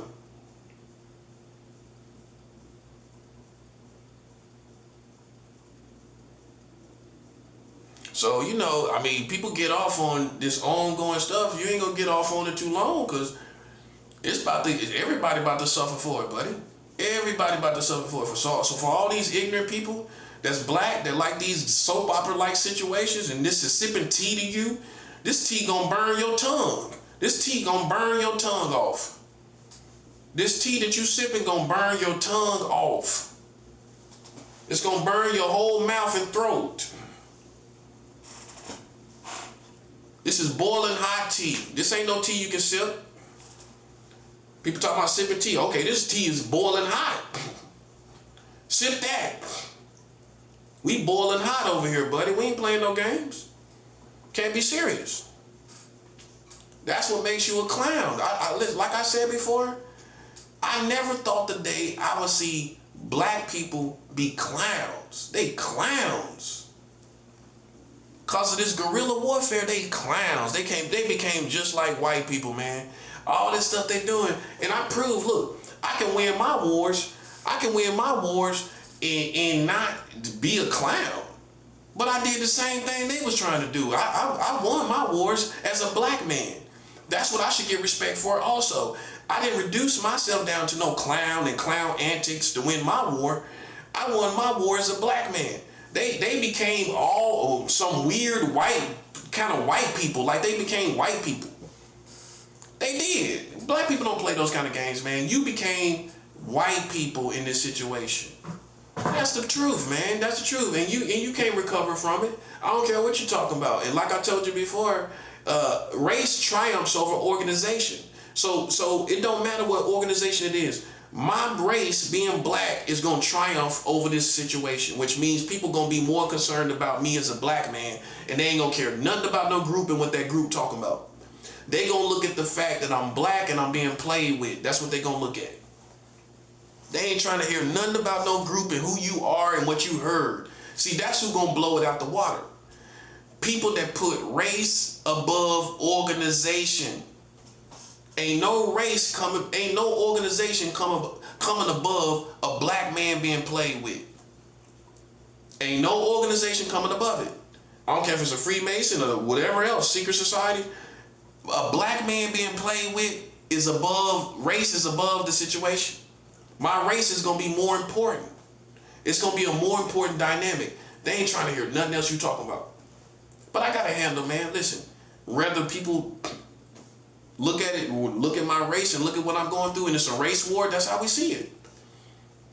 I don't care if black people involved, because see, in the last days, black people worked for white people. You think I'm stupid? It's black people they working for the white people. It ain't like it was where it was black against white and you know, And we, it's never really been like that. I mean, you go back to the Civil War, it was black people on the Confederate side too. They used black people on the Confederate side. It was never really ever black against white war, real physical black and white war, where it was black on this side, white on this side. White people always had black people on their side. And this time is no different. That's why I'm gonna do a video on it. Black people, white people got black people on their side. That's why I don't care nothing about what you talking about race. I don't pay attention to none of that at all, buddy. I keep it 100 about what's going on. But as far as I just give people the benefit of the doubt in America, like just cause you black, I don't care about that. I'm gonna go by what you're doing. I'm gonna go by what you're doing and what I sense that you're doing. Cause I know they can use black people all day. They gonna do it. They gonna use them to camouflage themselves. That's all these white people gonna do is use all these black people to camouflage themselves. Like I'm stupid. I'm a real soldier, buddy. I got the psychology of a real soldier. Now you really know that. Using all these black people against us, like we stupid. That's why you now do I supposed to play the soul brother? I supposed to play the soul brother and they using all these black people against me? But I supposed to play the soul brother. I supposed to play the black person that's kind of cool with all these, but they being used and get against me. Black people being used against me. You see what I'm saying? It's elementary low psychology of a child. In these days, they use black people. If not anything else, they gonna use black police and black military. Black police and black military, whose side they gonna be on? Theirs. Not me and yours. They gonna be on their side. Black military ain't gonna be on your side. They'll watch you die. Black police is not gonna be on your side. What that tells you. And that's supposed to be the best black people. That's supposed to be the honorable black people. With morals and honor. They ain't gonna be on your side. Black soldiers and military ain't gonna be on your side. And black police ain't gonna be on your side. So what makes you think these ignorant people in the hood gonna be on your side? Especially when they get manipulated with money and they depend on the government. You know what I'm saying? The government is daddy. That's what it really is. It's not that you really love this country. The government is daddy. As in like a pimp. Like a pimp. The government is daddy. You know what I'm saying? So you ain't gonna be on my side because the government is daddy. So why I'm gonna act like it's a soul brother situation and black and we together and we not. You on the side of the Americans and that's what it is. That's all it is. So I don't sympathize with that. We don't look at color no more. We look at good and evil. That's it. We look at good and evil. I ain't one of them people I just see a black person and I melt. I see a black person, I just assume they on my side. You tripping. You know what times we live in, man. Man, listen, the government itself can get all kind of black people. And I'm talking about dark-skinned chocolate black people. Totally black. They can get African people against you. The government. The authorities. These organizations, they can get totally dark-skinned chocolate black people against you. Why you thinking, that's a brother. That ain't no brother. You know what time you live in? You can't trust none of these black people, man. They can be, and if not for any other reason, they all could be working for the community, the government. They could be working for these organizations. They could be working for Freemasons. Half of them is. They could be working for these other secret societies, and that's all it boils down to. That's why I walk around like I do. That's why I am cutthroat like I am. And you know what I mean. I'm a soldier. I'm militant like I am. Listen. I ain't looking at nothing by no color. I'm looking at how you acting. I'm looking at all that little small talk that you don't think I'm hearing in the stairways and all of that. I'm listening to all of that. And when I see you, listen, I don't see you as no black person at all. I see you as an American enemy, and that's what it is. If you don't explain yourself, they'll have you out here like you a racist black person. Because see, back to guerrilla warfare, all they looking for is something to accuse you of. It don't matter what it is. So if you so these black people that they using, If you start acting like you hate black people because they using black people, they gonna go act to the community like you hate black people. But they know you don't. You see how tricky that is? But they using these black people, and it's gonna make you despise who they using. Let's keep it real. But how you gotta look at it, man, is these Americans. That's point blank period. That's how I look at it. That's how I look at it. And I don't care how they feel about it. I don't care what you feel. I know I'm in the right position. I know that you're an enemy working for the Americans, and that's the bottom line. So why am I playing like we brothers and sisters are brothers or whatever, and I know you working for the Americans? I'm not gonna play no games, man. I'm not gonna play no games. I'm not at all. Not at all. That's that. So why I'm gonna flirt with the thoughts of collaborating with black people, glory to Yahweh, or acting like we can be together, but I know you don't play the position with the Americans. It's a different time now. It ain't about no color in that sense. People, the Americans are going to have a whole bunch of black people working for them. Just come to terms with that. And if you're one of them black people that just melt for black people and you just feel like that, you just look at a black person, you feel like that's your brother. If you one of them people, you're going to be, listen, they will kill you with a smile on your face and think they're doing the right thing for their country while you melted with love for them because they was African. They got utilized against you. That's what I'm saying. They got utilized against you, and because you're not up to date with the present time we live in, where you can't let your guard down because somebody black. I ain't let my guard down because somebody is black. I don't care. I live in the present time where I know they using them people. I know they using black people. They gonna do that to camouflage themselves. That's how all this started anyway. These crazy black people out here playing games. So why, and with that being said, why would I trust them? They the ones started all of this. Add that to the equation. Add that to the equation. It's no secret that black people started this. So why would I be embracing them right now? They another one, man. I halfway want something to do with them. Just like my brother, because he and them are the ones that started this. So now I only deal with Africans and black people in God's kingdom. In God's kingdom, that's right. Because now it's a war between good and evil where, and I'm gonna do a whole video about this, where really you can't deal with collective communities anymore. No collective communities. White people, black people collectively, you can't embrace whole communities collectively. They're not serving God. So you embrace black Christians, white Christians, not people outside of God's kingdom. No. No. Because American Christian, the first thing you're going to think is evangelism. That's the first thing you're going to think. Well, I need to love people and treat and try to talk to them. Man, you in the middle of a war, man. Some people, you don't know how to navigate in the real world. You know, you got these philosophies and poetic philosophy. And listen, man, when people are the enemy, they are the enemy. That's the truth. They made it that way. So what I supposed to do? Because I'm a Christian, I'm supposed to still be trying to embrace people that's my enemies, that I know is working for the Americans. Come on, man, stop playing, bro. The truth is, people wouldn't even halfway respect me. The same people, if I showed no signs of resistance to these same people in this building and in this community, you wouldn't because you would feel I'm stupid. That's what you would feel, but I'm not. Listen, I don't trust none of them people. I trust God's people. That's who I trust. I don't trust none of them. That's how I feel. I don't trust no Americans, period.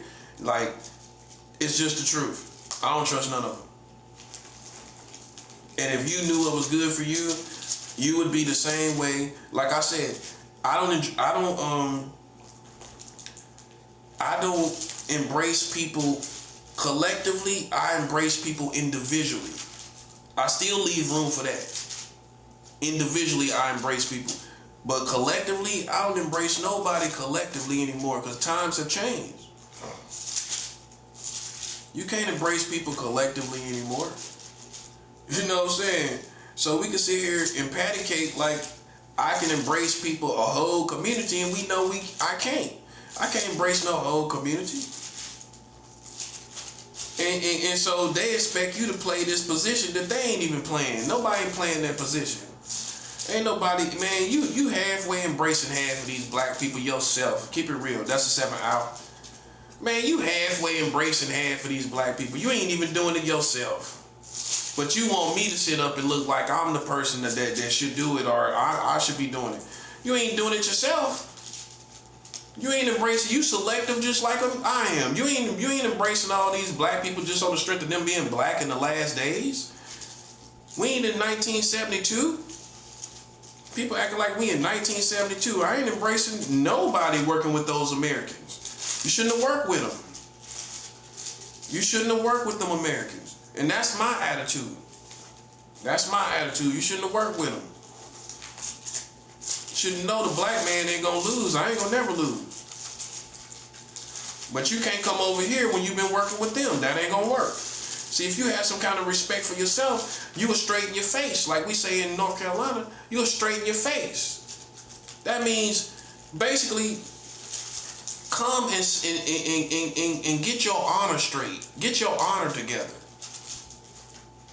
Get your honor together. You know what I'm saying? And come and let people know, okay, I played that position. But don't come sleep. Don't come like some little dirty dog trying to come back to me when you losing, when things ain't working out.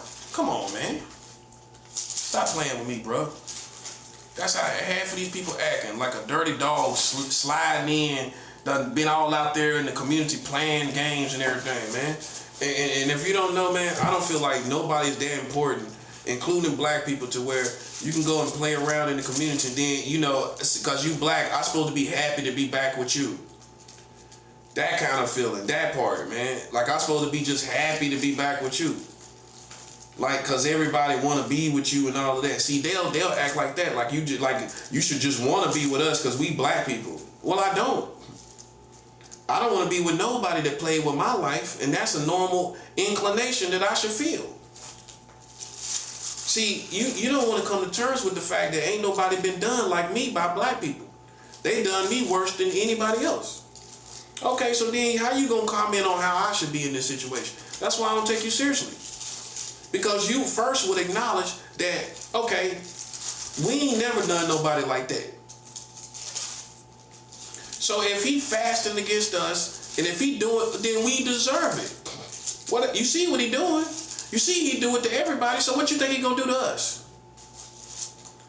I mean, it's simple. It's not even hard to understand what I'm talking about. It's not, bruh. It's not hard to understand at all, man. But see, the beauty of it all is I maintain my blackness through it all. You know what I'm saying? Through it all, I didn't lose my sense of grip on reality myself. I still maintain my blackness, which proves my blackness. I maintained. I could have turned my back on all these people, how I've been treated. But because when you show strength, people then think you should go in that same direction. If that makes sense. I'm gonna be reading from Numbers, the 25th chapter in the 16th verse. The Lord said to Moses, treat the Midianites as your enemies and kill them because they treated you as enemies. This is God talking. This is God talking. This is Numbers, the 25th chapter, the 16th verse. The Lord said to Moses, treat the Midianites as your enemies and kill them. This is God talking to Moses. The Lord said to Moses, treat the Midianites as your enemies and kill them because they treated you as enemies. This is what God said to Moses. to treat a particular tribe as your enemies and kill them. God told them to kill them. Let's read that again. See, listen. That's why, man, if you ain't sharp with the word and you out here with these philosophies and you ain't got all, you see this whole Bible, look how many words is in that. If you don't got that, don't put your mouth on Christianity. Don't put your mouth on what a man of God should do, because you don't got enough of this word. You ain't got enough of it to talk about what I should do. Because when I talk about this right here, I take off on you. Oh, I didn't know that was in there. Wow.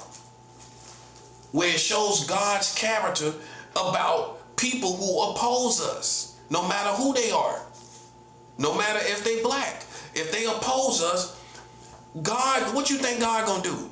I'm gonna show you God's character. That's what I'm gonna do, because what you gonna do is you're gonna have these fairy tale versions of God in your head, and that ain't even how his nature is. That ain't even his character. This is his character right here. Numbers, the 25th chapter, the 16th verse. The Lord said to Moses, treat the Midianites as your enemies and kill them because they treated you as enemies. That's right. That's the right way. And if you ain't, listen, if you ain't sharp with this word, listen, man, ain't no need for you to try to tell me the character of God and how I should handle my situation. Because you ignorant. You're ignorant according to the word of God. Now, see, that's the character of God, whether you accept it or not. If you think I'm just using a single scripture to justify my position, the bottom line is this. That's God's nature. That's his nature. Whether it's one scripture or half a scripture, we see enough in there to see the nature of God, that God said because they treated you as an enemy, you treat them as an enemy and you kill them. Okay, it ain't no games being played, bro. That's what I'm trying to show you. People act like clowns and then play the clown position to the end, don't they? Play the whole clown position to the end. I ain't trying to hear that, man. I don't care nothing about what you feel. See, I'm sober-minded. I'm not goofy, bro. And being sober-minded, man, is being one with reality, man. It's being one with reality. The realness and what happened in reality. The real stuff that happened. How it happened. All this stuff that has happened. This is exactly how it's supposed to be. Now, if you goofy, I don't know how you think I'm supposed to be after all this stuff done happened.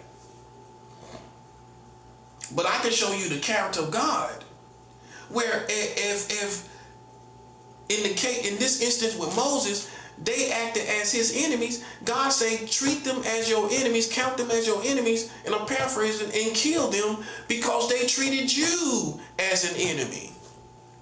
See, if you don't have the whole Bible and you don't know this whole word, listen, buddy, don't start talking. Please don't.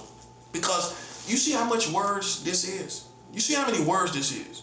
So if you just know a little bit, that's common sense. If you just know a little bit of this, you ain't gonna be able to talk about this, man. You ain't gonna be able to talk about what should happen in these situations. That's common sense. You don't think it's something here you don't know about? It is. There's a lot of stuff you don't know about this in this Bible. See, some of y'all, as far as the Bible, your problem is you think you know all the Bible. You don't. I just showed you something you ain't know. You didn't know. God told Moses to kill the Edomites. God told Moses to kill them because they treated you, the Midianites. He told them to kill them because, let's read it again. Numbers, the 25th chapter, the 16th verse. The Lord said to Moses, this is the Lord talking, treat the Midianites as your enemies. Okay, that's the nature of God. I don't care about the preacher. I don't care about none of these people, these other people. This right here shows me, you know what I get from this? I get the nature of God. This is the nature of God. You understand what the nature of God means? It's how he is. This is how God is. This is how he responds in these situations with these enemies. God said, treat the Midianites as your enemies. So we see how God responded. Treat the Midianites as your enemies and kill them. God told him to kill them. Because they treated you as enemies. That's God, not man. That's why, man, listen, man, like I said, man, I think I've even had a revival in my own understanding of the Word of God. I've had my own personal revival, man. Because, man, when I started looking at all these other scriptures, I started realizing the full nature of God beyond all these cliche scriptures that these they use the Word of God as cliches to this lovely character that don't defend itself and go to war. And I had a revolution, my own personal revolution and revival with the Word of God, where I realized sometimes you go to war. This is a perfect example. Now, these American Christians, they ain't gonna never show you the nature of God like that. Not the average one. No. They ain't gonna show you that. They gonna talk about love everybody. Loving everybody. But then right there, God told Moses to kill them people. So then what do you say as an intelligent person? See right there is where you're in fairy tale land. You're in fairy tale land, buddy. I'm telling you, you are. You tell me what's supposed to happen right there. What you tell me what that means. You know what it means to me? God ain't gonna always be letting these people live, playing around his people. That's what it tells me. He said God told him to treat them as his enemies, treat the Midianites as your enemies, and kill them because they treated you as enemies. That means to me, God ain't always giving people no passes. That's his nature. That's who he is. That's his character. So I'm gonna go by the character of God while you go by fairy tale cliches of who you think God should be. You making it up. I'm not making it up. I'm pulling it out the Bible. But you making up all these fairy tales of what God's gonna do. Man, look, man, let me tell you something, buddy. With me knowing the Bible, the patterns of God's nature, ain't no way in the world these people getting out of this. There's no way in the world. You might as well, man, listen. Ain't no way in the world they getting out of this, man. I'm trying to tell you, it ain't no way. Cause if you really know God and his word, it's no way, man. It's too far gone. See, right there in that scripture, did God tell him to pray for them? To pray for the Midianites? Did God say wait a little while and pray for them and fast for them? Did God say try to work it out? No. That's all I'm saying. God ain't telling him to try to work it out with the Midianites. He said treat them basically as your enemies and kill them. That's what God told Moses to do. Because they treated you as enemies. That's God's nature. That's what I'm saying. That's why, man, listen, man. For people that stuck on stupid, I can't help you, bro. I can't help you.